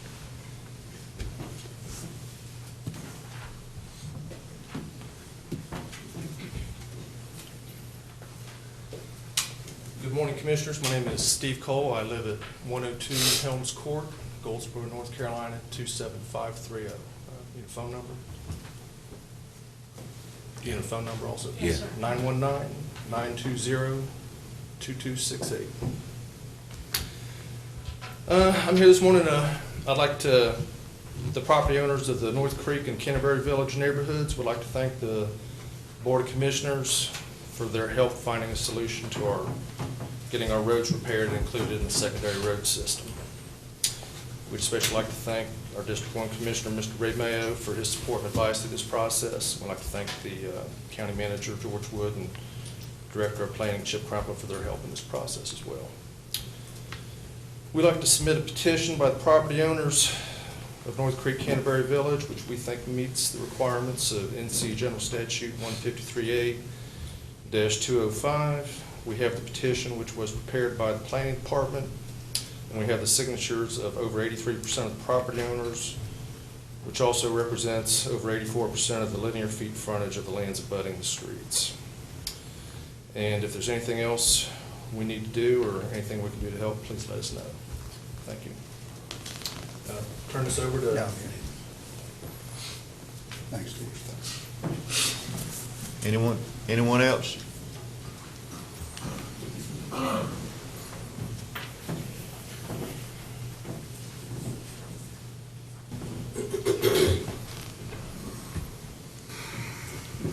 Tom Drew, P.O. Box 587, Goldsboro, North Carolina. Not sure what you said a while ago that might restrict free speech rights. I would have you repeat it, but coming up the elevator, I sought to ask what I recognize as a deputy. Similar question I asked the sheriff, new sheriff, Larry Pierce, I believe. One I confused with the county manager that day. Same question I asked the sheriff deputy here last week. That's at the crux of the matter of education and democracy. He did not wish to address the question or identify himself. But Einstein said, simplify, though do not oversimplify. If you can't make it simple, you simply do not understand it. To get everything I do down into one letter word, that is it. It is the word among the wise, in time with peace. It's a universal word that emotes from the human condition. It reflects the joy of understanding. Significantly problems happening in Paris recently, and they're perplexed how to address it. As a free enterprise educator, no one gets in my classroom until they're truly open to discussion about what peace is. Do they believe it's possible? If so, why? If not, why? We've got an education system where you check your political and philosophical persuasions at the door. History books get thinner, around and thicker. We end up fighting wars we know not what for. And I wish for Joe Daughtry to confirm what's wrong with that email address that he's not getting. It may be a blunder on my part. I've had a few lately. I did send the elections are contested as of Friday the 13th at 4:57 p.m. Yesterday evening, I sent an open letter to North Carolina Senator Bob Rucho and North Carolina Representative David Lewis as co-chairs of the North Carolina Joint Legislative Elections Oversight Committee, and fellow committee members carry those co-chairs, and North Carolina Senator Don Davis. First two pages of this email's attachments contain side 1 and side 2 of my election protest filed 11/13/2015 at the Wayne County Board of Elections office. Attachment A contains the first 10 pages of 11/2/15 4:26 p.m. email addressed to North Carolina Senator Bob Rucho and North Carolina Representative David Lewis, also as a FYI to Senator Don Davis as formally addressed. At this point, I wish to share the following questions in of that letter's status as follows. Is each aware of that letter? That's A. B. Has each read that letter? C. Has the letter been forwarded to the fellow committee members of the North Carolina Joint Legislative Elections Oversight Committee by either or both co-chairs? And if so, which one or ones forwarded that email as requested, when, and how? Is it correct that there has been no known response from anybody on the North Carolina Joint Legislative Elections Oversight Committee or Senator Don Davis? Please email back the status of this email's receipt, review, forwarding response, and or anticipated response times from, and to peace, Tom K. Drew, S.A. Clone, Videtti. Do y'all know what this means? You can define it after I sit down. Raise your hand if you do. The translation. Fiat Justia. Thank you, Mr. Drew, for your comments. Wayne County's motto. Thank you, Mr. Drew, for your comments. Anyone else? Good morning. I said I was not going to get up and speak, but I feel that We need your name, address, and phone number, please. it's Jennifer Worrell, 1952 Old Smithfield Road, Goldsboro, North Carolina, 27530, 919-921-7204. I just wanted to ask that if y'all could have a public hearing on the coal ash issues in Wayne County. We would really appreciate it because a lot of people, I live the ash ponds are in my backyard. I've lived there all my life pretty much. One of our county commissioners actually lives in the Rosewood community as well. And we need some support. I mean, we really do. A lot of people in Rosewood, in Goldsboro in general, it flooded back years ago. And, you know, the coal ash was going in the river, running in the river, and it pretty much, I feel like it affected our water system for the whole county. And better yet, as far as like breathing, respiratory problems, that's throughout the whole county. I mean, you know, when they were burning ash, I remember when I was a little girl waking up one morning and there was coal ash all over my mom and daddy's car and truck. And I'm like, what? So, I mean, it goes way back. I'm 45 years old and I'm a very sickly person. So I ask if you could to please let us have a public hearing on some of the issues and give Wayne County a chance to hear what's going on in our community. And thank y'all for what y'all do. Thank you. Thank you for your comments. Anyone else?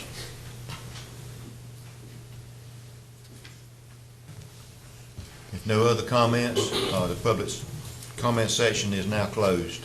Thank you. Thank you for all your comments and your attendance in the meeting. Can we take about a 5-minute break before we move on?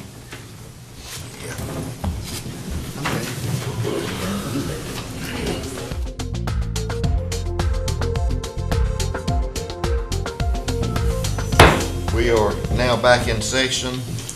Next item of business under new business, Duke Energy presentation. Ms. Chalk. Good morning. I'm Millie Chalk. I'm Government Community Relations Manager for Duke Energy. And I just wanted to give you an update on where Duke was with the management of coal ash here in Wayne County and at the H.F. Lee plant. And as y'all know, one of the byproducts of generating electricity from years of using coal has been coal ash. And, you know, I don't think anybody really was worried about coal ash until we had the Dan River spill, and it became an issue of great importance. Duke Energy takes full responsibility for that release. We have cleaned that release up to EPA standards.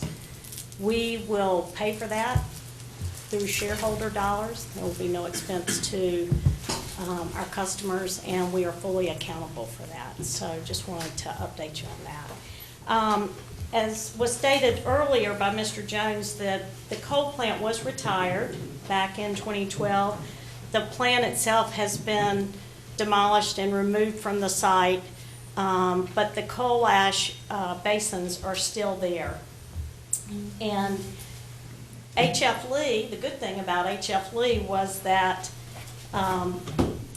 it has been a part of the movement towards cleaner fuels, and that includes natural gas, and we have the combined cycle plant at the H.F. Lee site, and it is a natural gas facility. Duke has invested about $9 billion in the last decade to move to cleaner sources of fuel, primarily natural gas. We also, as y'all have seen here locally, have had the benefit of a number of solar farms that have come, and we're also investing in wind energy as well. We have invested about $3 billion in commercial and wind energy since 2007, and North Carolina is considered the fourth in the nation as far as the number of solar installations here in North Carolina. So fly ash was a part of the a part of coal ash and the burning of coal, and back in the late 50s and 60s, it was determined that the way to control that was through water. And so what happened was they collected that fly ash into ash basins, and it was controlled with water. Technology has allowed that to evolve, and part of that ash today, the fly ash in existing coal facilities, is captured in the stacks, and then some of it, which is called bottom ash, is more of a coarse kind of rock-like material that, so you've got one that's sort of a talcum powder type material and one that's sort of rock-based. But some of that material that's currently, some of that material can be reused, and here's some examples that can be reused for bridge construction, road construction, and structural fill. So coal ash is not toxic. EPA has determined that coal ash is non-hazardous, and there's a distinction between toxicity and being non-hazardous. EPA has determined that coal ash is non-hazardous. We have produced a lot of coal ash since, the introduction of burning coal for the generation of electricity. But fly ash is commonly used in the ready-mix concrete industry. Bottom ash, as I shared earlier, can be used to replace sand or gravel in structural fields. Can also be used in the manufacturing of concrete blocks. And we've actually had a facility in Asheville that's used coal ash from the Asheville facility to extend a runway. And it is encapsulated. It has a layer on the bottom and a plastic layer on the top, and it is sealed and it's encapsulated. But it has been used in Asheville to extend the runway for the Asheville airport. So as we think about how we're going to close the basins, every facility is different. Every facility where we have used coal to generate electricity has different dynamics. The soil is different, the ground is different, and so we look at each plant uniquely. And H.F. Lee has some unique characteristics, and one of them is that in Hurricane Floyd, it did flood. It's the 3 inactive basins were part of the area that was flooded, and so that's a concern. So it has been determined that we will excavate the coal ash at the H.F. Lee plant and move it to the Lee County facility, and it's one of the mines, the old clay mines in Lee County. The North Carolina Coal Ash Management Act identified several plants that, I'll come back to that, well, several plants that the coal ash had to be removed. And those designations were Asheville, Dan River, River Bend, and the Sutton plant down near Wilmington. And they are required by law to be moved to a lined landfill.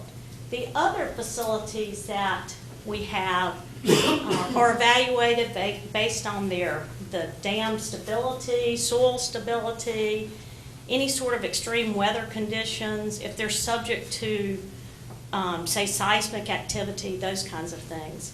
So with that, we have identified that the H.F. Lee plant should be moved to a line solution. The Cape Fear and the Weatherspoon plant and one of the coal ash basins at Cliffside will also be moved to a lined landfill. And the idea, of course, is to protect the groundwater and to the communities that we serve. This map sort of shows where all of the coal plants are located across North Carolina. And you can see the Lee plant there. It is color-coded green because it is retired, no longer in service. But you'll also see to the left there, the Colon mine and the Brookhaven mine, one in Chatham County and one in Lee County, will be where they will have a structural landfill, and it will take the old, where there used to be clay pits, it's a pit, and they will line that facility and put the coal ash inside, they'll line it on top. There'll be a number of groundwater monitoring systems around that facility. They'll actually cover it with soil, and hopefully we'll find beneficial reuses either in parks or, you know, community playgrounds. Someone had talked about solar farms. We don't really know what will be used for the facility, but it would be considered a reuse project. This is sort of a example of what I'm talking about. There are options for doing capped landfills where you only cap the top of the coal ash. And then this next picture sort of shows that you have both a liner at the top and a liner at the bottom. But these are engineered facilities. This is what is sort of standard in the industry today. And so the movement of the coal ash to these facilities has not been determined yet for the Lee plant, but it's possible it could go by rail, it's possible it could go by truck. We have not made that determination yet. But clearly there's rail on the site, and if rail is an option, that is how we would prefer to move it, just to keep you know, trucks off of roads and that kind of thing. Any plan that we determine as far as the coal ash must meet regulatory approval by the state, and must also meet the law through the North Carolina Coal Ash Management Act. So I've talked a little bit about the Brookhaven and the Colon mine. And again, the Colon mine is where the HF Lee product will go. It is in Lee County, and it was a former clay mine. So Duke Energy is committed to closing the ash basins in a timely and an environmentally focused way. And our commitment to you is that we will do what is right to make this facility right. We continue to monitor activity around the coal ash basins today, and continue to report through the Department of Environmental Quality. They're called DEQ now instead of DENR, Department of Environmental and Natural Resources. But we continue to have regular communications with them, and I'll be happy to answer any questions you might have. Anyone? I do have one question. Mr. Pate? Since you haven't made a decision on how you're gonna move it by rail, by truck, you really don't know what the time frame is, the excavation of the pits there at the Lee plant, how long that would take? How long it would Yeah, actually it seemed like take. if you ever move by rail, you can move it much more quickly.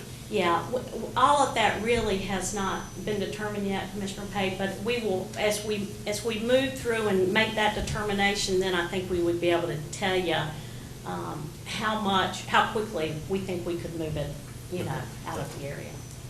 I have a related question to his. While you're in the preparation of moving it and disturbing it, what is going to be the immediate environmental effect? And I'm thinking about folk who live right next to it. How is that going to affect them, and what should they expect to see? Fly ash or any, just digging it and moving it? What are they going to expect? Well, Commissioner Cromartie, if the three, what I call inactive, technically all 5 of the basins are inactive because we're not putting coal ash into them anymore. But 2 of them that are closest to the lake, that Quaker Neck Lake, are still what we call wet. The 2 or the 3 that are farther away from Quaker Neck Lake, if you dug them up today, it would look like dirt. I mean, today, those 3 ash basins are actually used, people go out there and hunt. They're really large trees that are out there. And so I think if I could predict what it would look like, I think what you would see is you'll see equipment come in to remove the trees. Unfortunately, there's a large stand of trees there. So that will have to be removed. The coal ash will have to be dug up. And then I don't know what the steps are beyond that. But today, it would look sort of like dirt. I mean, Okay, and the reason I asked you that was, young lady, I think she's still here, said they live nearby. So the place where she probably lives nearby, you're saying that's still wet. And so you're not gonna get dust and that kind of thing because and I'm just asking now, we're gonna have front loaders of come in, scooping it up and putting it in the trucks. That's right. That's what it's gonna that's what I mean, what it's gonna look like. So that's what I was trying to get to, was what, did those folk need to be prepared to move or I'm just, what is the worst case scenario where the population is concerned? Right. In the places where we are currently moving ash, what happens, and not, some places are moving ash by rail, some places are moving it by truck. When those trucks are filled, they are washed down to prevent any ash from flying off the truck as it exits. The same is true for the rail cars. So we are doing our best to minimize any sort of exposure as far as any sort of dust or debris. Last question. Has Duke done any study that would say in a positive or negative way that it does or does not harm the long-term effect over time? Have they done a study that would say positive or negative, that whether or not it actually has affected the population with diabetes and cancer and so forth, as Mr. Jones alluded to? What's the statistics on that where Duke is concerned? I can't respond to the health issues. I mean, there have been a number of studies around, levels of cancer, not just in Wayne County, but North Carolina as compared to the nation, that kind of thing. What we did do is we not only tested wells within 1,500 feet of the plant as required by state law, we also tested wells far beyond that 1,500-foot corridor because we were trying to see what does the groundwater really look like out beyond the plant. And what we found was, and the primary agent that you look for is boron. And what we found was that boron is not in the groundwater. All of the testing that we have done has shown that the groundwater meets federal drinking water standards. There's a difference between the federal drinking water standard and the state standard.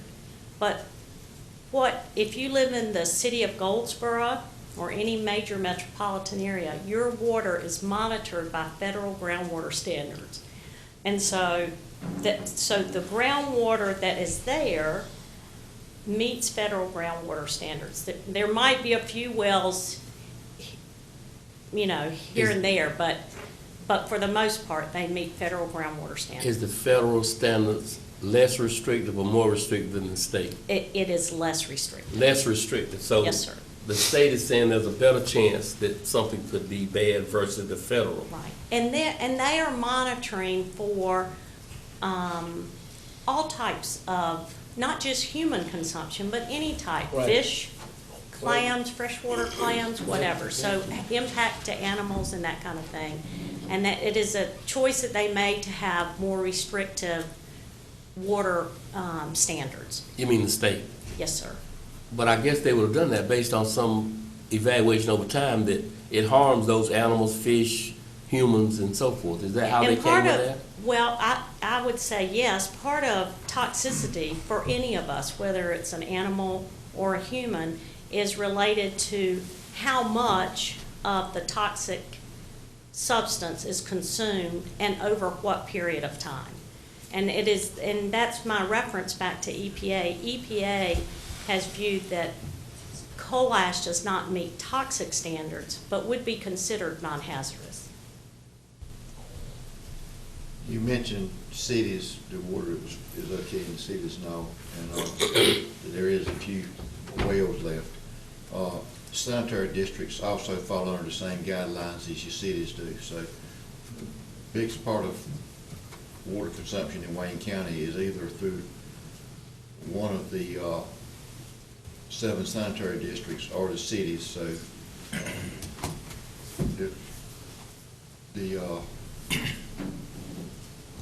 I would think there's very few houses or businesses left on wells. In some cases, the homeowners did opt to keep their wells just for irrigation purposes only. But I just want to make the point that the sanitary districts fall under the same guidelines as your cities and towns do. That's correct. Mr. Mayor. Just have one comment. One of the things I'm concerned about as a citizen, especially like the city of Goldsboro, and I'm not at the snuff on this, okay? I got a lot of reading to do. But you might be able to answer the question, or someone else here. The chemicals that are in the coal ash supposedly, or are, whenever the city of Goldsboro, for example, the water treatments that the sanitary districts do, or the municipalities, or the city of Goldsboro, does a treatment take those chemicals out of the water that we drink? I think that's a question that really needs to be addressed. They have to get it down, and I'm just saying this because I served on the sanitary district. They have to get it down to whatever the state level is required. Okay, which is more stringent, as you just said, than the federal. On the drinking water standards are set by EPA, and the state enforces those. I think the added standard she's talking about was put in the Coal Ash Management Act as a reaction to the Dan River spill. Okay. Is why they went to a higher level there. But the day-to-day running of water treatment plants in the state, the state's basically enforcing EPA regulations. The way EPA laws are regulated is you don't have EPA officials out here. If the state proves to EPA that they run a program that meets EPA standards, the state delegates that down to the feds delegate that down to the state. And that's why everything you see, we deal with DENR, or as you said now, it's Department of Environmental Quality. But all of that's regulated by them. And the cities have to do tests many times on an hourly basis, because everything that's coming into the plant, they test the water coming into the plant. They do tests during the treatment process, and then before it goes out of the plant into the water system. So it's a very regulated system. And also, I'm not that familiar with the city, but the sanitary districts, their treatment plants, I mean, we live in a time of technology that's unreal. Yeah. Everything in those water plants are set up. I mean, if there's something that shows up, I mean, the bells and whistles go off automatically. I mean, this is not like we had to put it in an envelope and put a 44-cent stamp on it and mail it. I mean, it's instant. I mean, if something goes wrong, they know it automatically. Most of your plants are set where they, if something goes wrong, they basically shut themselves down. Yeah. Ray, I can't answer your question directly because I don't know what Goldsboro's plant is, but I do know that the EPA regulations, I mean, you're testing for a multitude of different chemicals and things like that, and so somebody can get those from the city as far as what test are they running and for what substances. Okay, thank you, Mr. Chair. Mr. Darby. Two things, Bill. First thing is, I think you said this twice, and I want to go back to it, and that is that you made the statement that EPA has determined that coal ash is non-toxic, Non-hazardous. non-hazardous. Thanks for the correction. Non-hazardous. So EPA is stating, and that's from the federal level, is stating it's non-hazardous.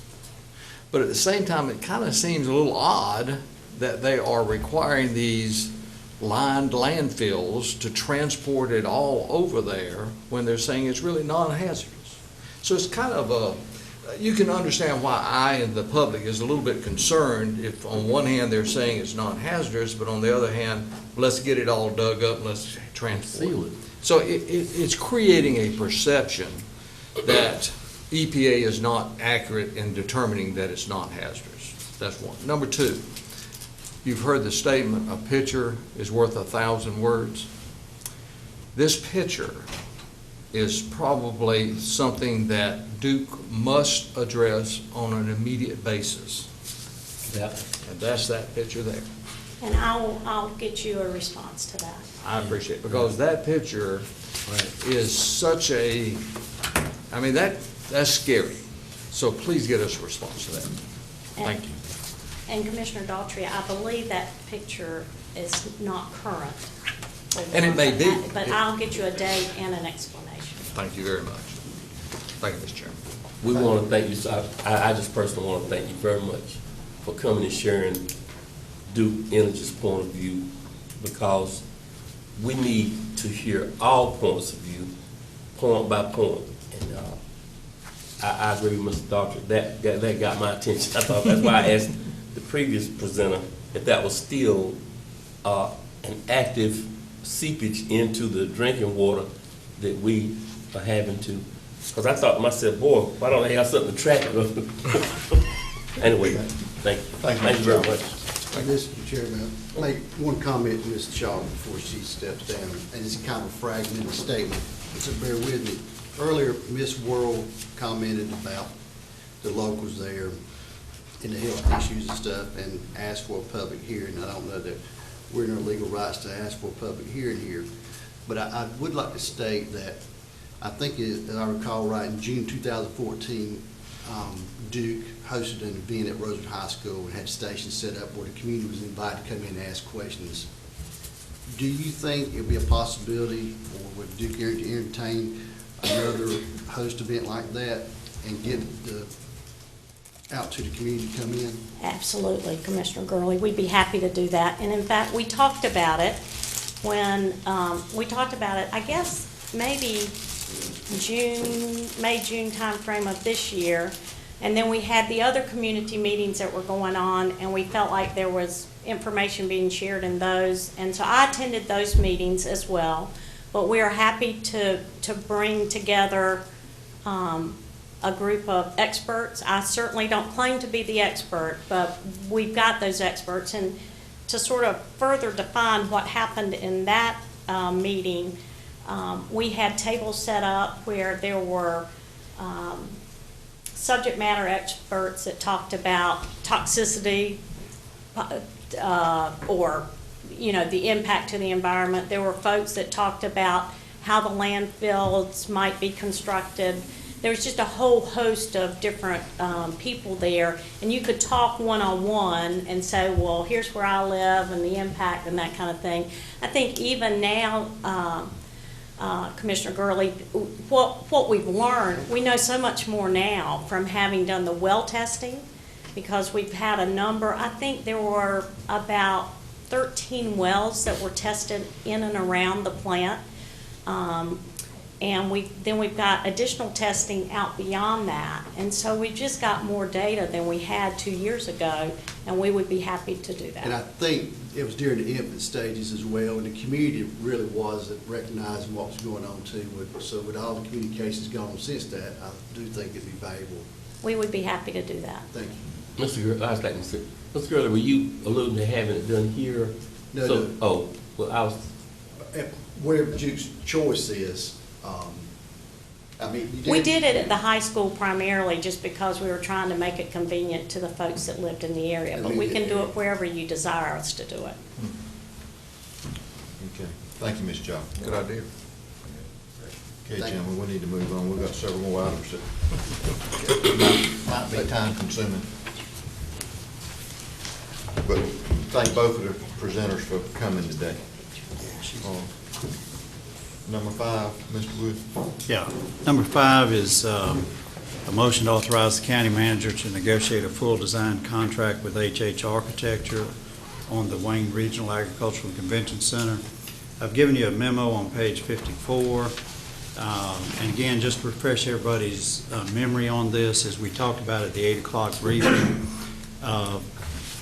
we did an original RFQ on the Agricultural and Convention Center for architectural services, and that RFQ said that we wanted them to present their credentials and everything, but the scope of the project could be one of two things. One would be that we may engage their services for what's called a 35% design level under the design build bridging method, and that would preserve your option to possibly switch to a design build at a later date. Because at the time we employed the architect, you were unsure if you might want to go design build or not. And the second option was that we might employ them to go with a 100% design, and then you would decide at a later date just to bid the project out. I think in our discussions, the consensus seems to be that you want to move forward with the architect we have. And so we would need to renegotiate that contract to a 100% design contract. Under the 35% design level, if you did that, we would have to employ, if you were going design build, we would have to seek design build bids, and their architect would complete the project. So if you're wanting HH Architecture to complete the project, basically what this motion would be is you're authorizing me to renegotiate that contract. Basically, the county attorney and I would renegotiate the contract with them from a 35% design, which they've completed, to full design. So basically, they would finish out the design. So you'd end up with full design specifications, plans, contract documents, and bid documents under the architect. Pleasure to vote. Mr. Chairman, I've been ground zero to this whole thing, and I spent a lot of time with our architects, and I appreciate the relationship we developed with them over this period of time, and I feel fully confident that they're qualified to do this complete design. So I will make the motion to authorize county manager and the county attorney to negotiate a new contract for full design services. Have a motion on the floor. Any discussion? Mr. Doherty. As long as your negotiations include the farmer's market. We had that listed. You had that listed. I'm glad I forgot about that. What Joe's referring to is, I think everybody has seen the site plan. The original contract with her does not include the farmer's market, but I think there's been some discussion about trying to have them include that as well. But technically, that is not a part of the original part. I think our discussions where it was kind of being thrown in. Yeah. Yeah. But I'll leave that to you. Yeah, we'll see how she reacts to that. Okay. Any other discussion? No other discussion. All in favor of Mr. Pate's motion, show sign of right hand. Motion carries unanimously. Okay. Item number 6, rather than repeating it, I think I went over in fairly good detail at the 8 o'clock briefing on that. It really comes down to two methods. One is either you go with the single prime bidding, which is basically what we did on the jail, where the architect designs the plans, then you pre-qualify bidders, general contractors bid it out, they select their own subcontractors as part of their work, but they do have to list the 4 major categories, who they're going to use on that, and cannot change one without your approval. So that's method 1. The second method is the construction manager at risk, and I think I went over in detail with you that method. Either one of those would work in this project, so it really comes down to which one do you want to go with. Okay, pleasure of the board. Mr. Chairman. Gurley. After reviewing the information provided by Mr. Wood and talking with different individuals that are professionals in this area of construction and talking to board members, it's particularly the note that Mr. Wood pointed out earlier, I'd like to read that note. In order to use this method of construction management at risk, NCGS 143-128.1E requires that the Board of Commissioners has concluded that construction management at risk services is in the best interest of the project, and the public entity has compared the advantages and disadvantages of using the construction management risk method for a given project in lieu of the delivery method identified in GS 143-128A11 through GS 143-128A13. The public entity may not delegate this determination. The methods to be compared are the three already discussed above, and as Mr. Wood was recommending here, he recommends that we consider the CMAR as one of the possible methods of use, and we must make those findings above if we choose as the method. And Mr. Chairman, I'd like to put in the form of motion use the CMAR risk method for the Wayne Regional Agriculture and Convention Center. Then form of a motion? Yes. Okay, I have a motion on the floor. Any discussion?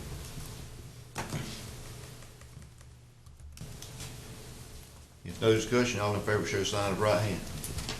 Motion carries. That was quicker than I thought. Number 7, Ms. Marshall, you got the projector rolling yet?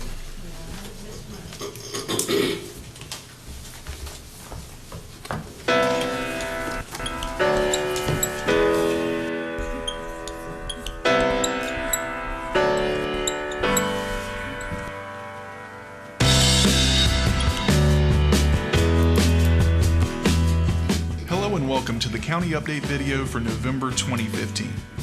This video is produced by the North Carolina Association of County Commissioners each month to keep county officials informed about association activities.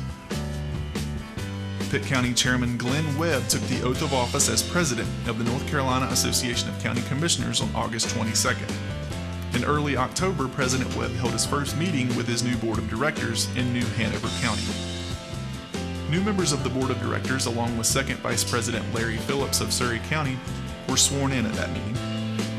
The slate of NCACC executive officers, aside from President Webb and Second Vice President Phillips, are Davidson County Commissioner and NCACC President-elect Fred McClure, Durham County Commissioner and NCACC First Vice President Brenda Howerton, and Macon County Commissioner and immediate past President Ronnie Beal.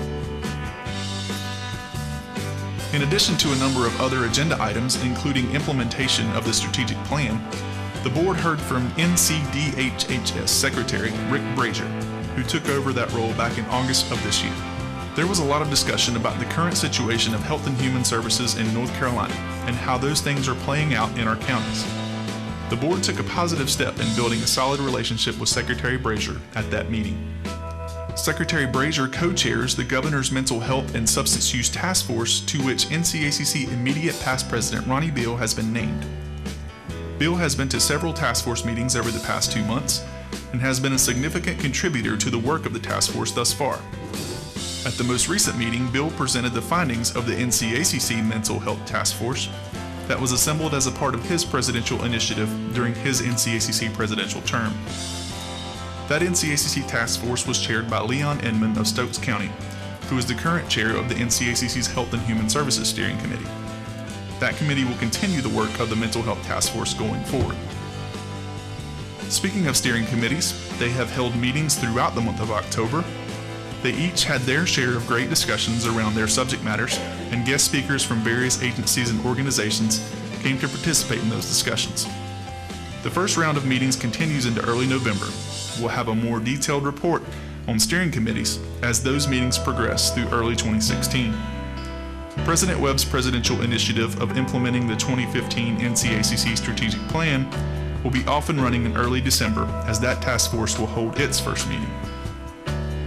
The 2015 session of the North Carolina General Assembly ended in the early morning of September 30th after the usual flurry of last-minute legislative action.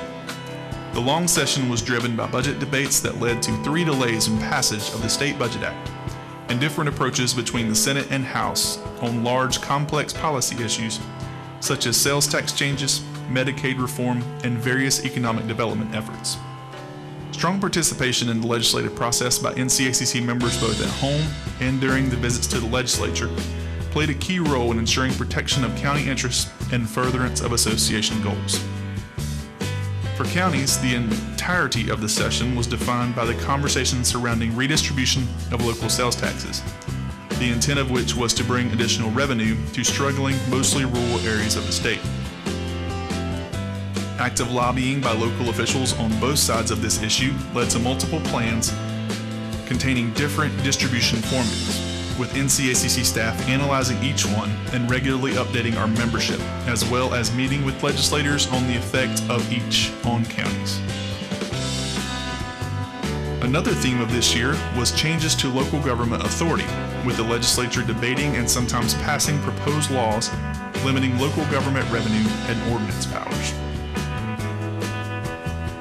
The association and counties achieved or made progress on goals addressing economic development assistance, 911 funding flexibility, increased revenue for transportation infrastructure and dredging, increased mental health funding, and development of a statewide child welfare case management system. Legislation regarding other goals is eligible for the 2016 short session. The General Assembly returns for the second year of the biennium on April 25, 2016, about 3 weeks sooner than its traditional short session commencement.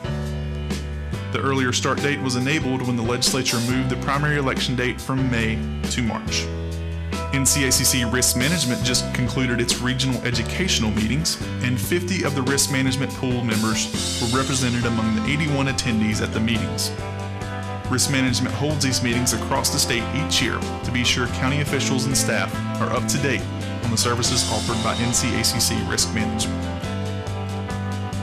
Our research staff has been hard at work on getting more data our county officials can use to more effectively govern. One of those tools is the annual tax rate survey they conduct. As county commissioners adopted their 2015-16 budgets, they collected data on county property tax rates across the state. They found that 20 counties went through a revaluation, and 19 of those found that the revenue neutral rate was higher than the previous year's tax rate, meaning that property values in the county had declined since the last revaluation. There's plenty more of that type of information available in the tax rate survey on our website at www.ncacc.org. Speaking of our website, be on the lookout for a new version of it coming to a computer screen or mobile device near you. ncacc.org has been redesigned, reorganized, and all around reimagined to make information more accessible and more attractive to website users. We've spent time keywording pages to make searches more effective. We've added more interactive features, such as the NC County Snapshots interactive version. And we've added images from around the state to feature our counties to NCACC website visitors. We'd love to hear any feedback you have after the website is launched on November 6th. You can send it to communications@ncacc.org. We'll strive to keep making improvements to make it the most effective tool possible for North Carolina counties. Well, that's all we have for this month. Thank you for watching and allowing us to keep you updated on your association's activities. If you'd like more information on anything we've discussed here, please visit www.ncacc.org or contact us directly using the information on your screen. Thanks again for joining us. We'll see you next month. Thank you, Marshall.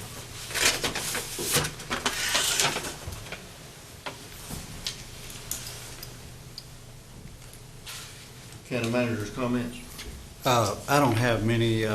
We're continuing to work on some applications for the USDA funding, and Bill and I'll be working also on this tobacco trust funding, and that's primarily it. The rest of the time we've just been spending, catching up on some of the items that we've already approved, and obviously now I'll put a high priority on meeting with the architect and getting that negotiated and move forward with that, as well as we'll need their assistance in preparing the advertisement for the construction manager at risk RFQ, and then we'll start that process. Is that all you have? Yes, sir. Okay. Commissioners, committee reports and comments. Mr. Bell. Mr. Chairman, as you know, I was out sick for a couple of months, and I did not attend any meetings, but I would like to make a brief comment about that scathing email that we got from a certain county. I won't call the name of the county for many reasons. I had to read that report about 3 or 4 times to understand what they was talking about, because I didn't recognize anything in that email. And I was wondering where they got that information from. Now, I passed out a report from the present chairman of East Point stating where we are, what we did, and how we arrived at to where we are today. There's a lot of things in that report that was sent out. To begin with, the merger agreement that we have with all the 12 counties, one county cannot leave the merger without the other 11 approving their exit. Now, the information about the CFO, and I'm going to make this brief. I have never seen such a thorough investigation done at any level. I've done a lot of investigation and participated in a lot of it, but that was the most factual, the most up-to-date, and the most progressive investigation I've ever seen. Had the SBI in on it, the auditor in on it, and the internal investigation from East Point, the Duplin County district attorney, everybody was involved in that report. And where this particular county got this information from, I do not know. And I think it would behoove all the commissioners at this level to get with East Point and sit down and talk with them about the problems that they may have had and what they've done about it, and before we can go. And another thing, that we cannot go with another county if there are 2 or 3 counties over from where we are. You know, you just don't jump over counties to go with somebody else. And from what I understand, the secretary is very upset with that email that came out because they sort of did it illegal. They shouldn't have done that. They had not even talked with East Point before they sent out that email. So I think we need to take a good look at what we are doing and when we get this information. Matter of fact, I was so disgusted with the email until if they was here today to give us a briefing, I would not sit in on that briefing. That's how negative it was. And East Point, when we first got started, Wayne County is a charter member of East Point, and I'm one of the charter members sitting on that board. And that particular county had been a thorn in East Point's side ever since they joined us in 2012. And that's factual information. And I will tell them so if they were sitting here today. So, that's my report. Thank you, Mr. Bell. Mr. Gurley. One comment. This Saturday, 21st, the Christmas parade tours begin. And our first one's at Seven Springs. I look forward to seeing the good folks in that community and meet you out there. Thank you.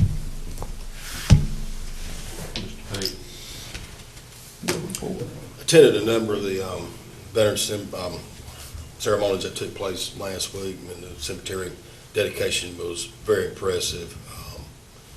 Despite the terrible weather, it was packed, and that just shows the dedication of Wayne County folks and to their veterans. And the parade was great, and the wreath parade. But I'm going to tie this in. We received a letter, Ms. Wilson received it from a gentleman named Louis Lopez. He was an infantry sergeant in the Korean War, and he was laying on the ground next to a Lieutenant Bass. And Bass was killed in action in October 1951. And he's been trying for 64 years to find the members of the family of Lieutenant Bass. And all he could do was narrow it down to Wayne County. And His name was James E. Bass. He was the first lieutenant in the U.S. Army, and he was killed October 30th, 1951 in the Korean War. He was a Purple Heart, National Defense Service Medal, Korean Service Medal, United Nations Service Medal, and Combat Infantry Badge, among other things I could go into. I've already shared this with the Patriots Coalition, and they're going to try to help me find the family. But this gentleman, he's 88 years old, and he really would like to talk to the family to let them know what the circumstances were, and perhaps, help not only make him feel more at peace, but the family itself. So I ask you out there, if anyone knows the family of James E. Bass, if you either contact me directly or Ms. Wilson. And that's my report, Mr. Chairman. Mr. Mayor. Excuse me. I did not attend some of the functions because I'm on the downside of having laryngitis, so I'm better now. November 4th, I attended the breakfast at Langtree in recognition of State and National Apprenticeship Week across our nation, which was November the 2nd to the 6th, and this was at Langtree. This event was hosted by the Wayne Community College and the Wayne County Development Alliance. The purpose of this was to highlight the benefits of apprenticeship programs, not only for the employee and employer, but to also bring up the benefits to overall economic development. There was a special video presentation from John Scavala, our Secretary of Commerce, and we had a discussion panel that included yours truly, Lucas Schoenwetter, who was the founding chairman of the North Carolina Triangle Apprenticeship Program, Catherine Castellos, who's the Director of Apprenticeship for the North Carolina Department of Commerce and NC Works, and Will Collins, Assistant Secretary of Workforce Solution for the North Carolina Department of Commerce. This was a really, truly opening of eyes as to what apprenticeships are doing, not only in Wayne County and our state, but in our country. Without apprenticeship programs, where is the future workforce coming from? So my point is this, is that the number one issue across this nation with citizens is still jobs. People want jobs. And I would like to see the Wayne County Board of Commissioners, the Wayne County Development Alliance, I know there's a lot of things going on. If anything that we can do together to increase or decrease the time, we need to get jobs here as soon as possible into Wayne County. Because the training that we're doing, if we don't get the jobs in, these people we're training are going to other counties. But in closing, one of the things I made at that meeting, one of the statements I made is that as far as training, what about if we train them and they leave? But more importantly, what about if we don't train them and they stay? So think about that. It's far-reaching. I also had a Board of Health meeting, which we had a program by Ms. Vaughn, who's the program manager for communicable disease. I've always had a problem pronouncing that word. Look, that's a huge part of our health board responsibility, is communicable diseases in Wayne County. And that was a great presentation. I did attend the Veterans Day ceremony at Wayne Community College. Our veterans are, I just love what Wayne County is doing. Over the last 3 or 4 years, Wayne County has really stepped up to support our veterans, including this board. And all the veterans that I meet truly appreciate our support. I guess one of the most heartwarming things that I did last week was November 11th. I had the honor of attending the funeral for Connie Price, our Wayne County Planning Director, at Fremont United Methodist Church. the testimonies that were given, this ended up being a celebration. It really truly did because of his life. He was honest. He was straight up. He would help anyone, no matter who you were. He would step up, very active in his community. I say all that to say this. What an example, Connie Price, what a legacy he left that gives an example to all of us to follow. Connie's going to be missed. Last thing is that we attended the military, State of the Military at Land Tree. Good news for Seymour Johnson Air Force Base has been chosen as the preferred base for the KC-46A tankers. And tankers are scheduled to begin arriving in 2019 after an environmental study is done. Hopefully there won't be any issues there. So that's all the reports I have, Mr. Chairman. Mr. Camardi. Thank you, Mr. Chairman. First, I would also like to pay a little bit of an honor to Connie Price. My predecessor, J.D. Evans, encouraged me to join and serve on the Wayne County Planning Board. And I had known Connie through him, and it was a pleasure getting to know him, serving and meeting with him every month. And the accolades that Mr. Mayo heaped upon Connie is absolutely accurate. That's the way I found him. And I just wanted to say that also. One other thing that was already alluded to earlier, Mr. Bell, because you serve on the East Point Board, I would encourage you and prevail upon you to make some arrangements, after we've had time to read these ourselves, and we will before we gather back. I would prevail upon you to invite the director to come before us and put some personal light on these controversies and issues and differences that obviously these letters entail, but what we've heard over time, because it seems our relationship with East Point it's become different than I perceived it earlier. So I would encourage you to do that. Mr. Mayo, I happen to also have an opportunity to attend that apprenticeship situation with you. The thing that I would like to point out is, as a vocational technical educational person, body repair painter by trade, I have been involved in unofficial apprenticeships over time. Coming out of Fayetteville Tech in 1969, I spent 2 years. We didn't call it that, but somebody prevailed upon me to be able to get a job with one of the most high-profile body repairers in Cumberland County. So I spent 2 years in apprenticeship. I believe in it, Mr. Mayo. But here's the point I'm making.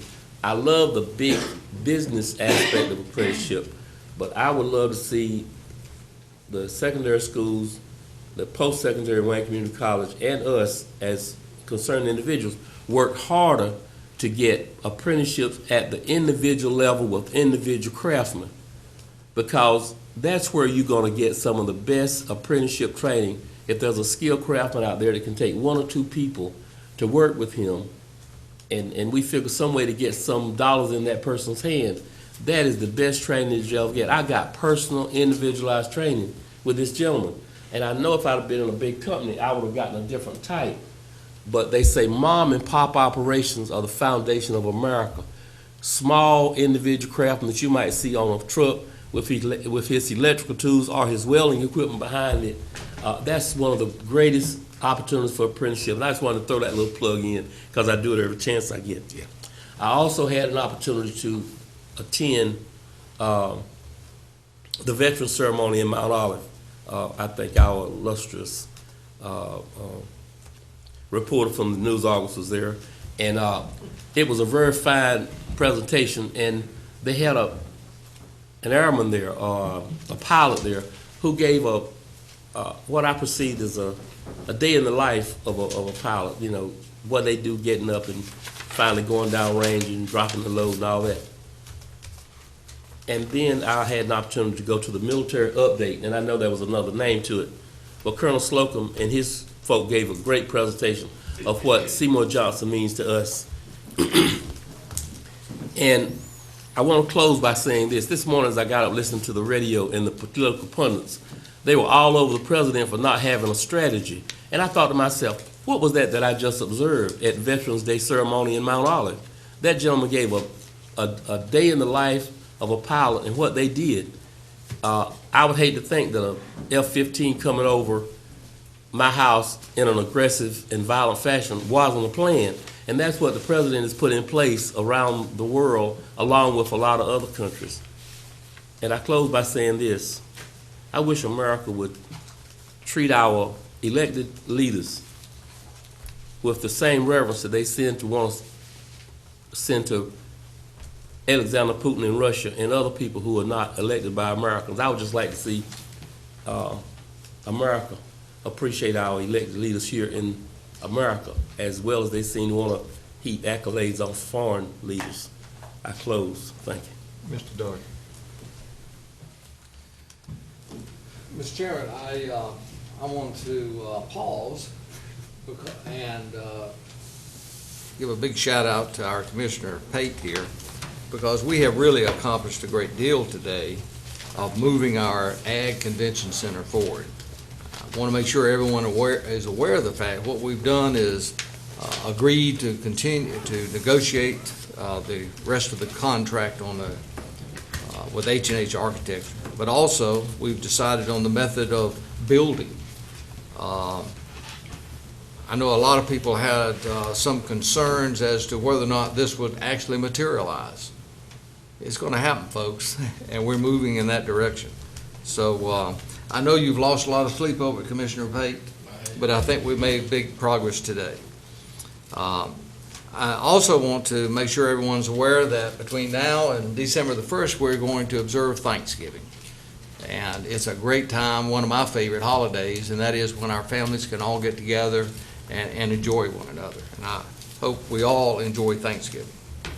And last, Mr. Chairman, I would ask that, and I'm sure that Commissioner Bell is going to join me with this, I would ask that you appoint a working committee, working group, to make a recommendation back to this board regarding our public comment policy.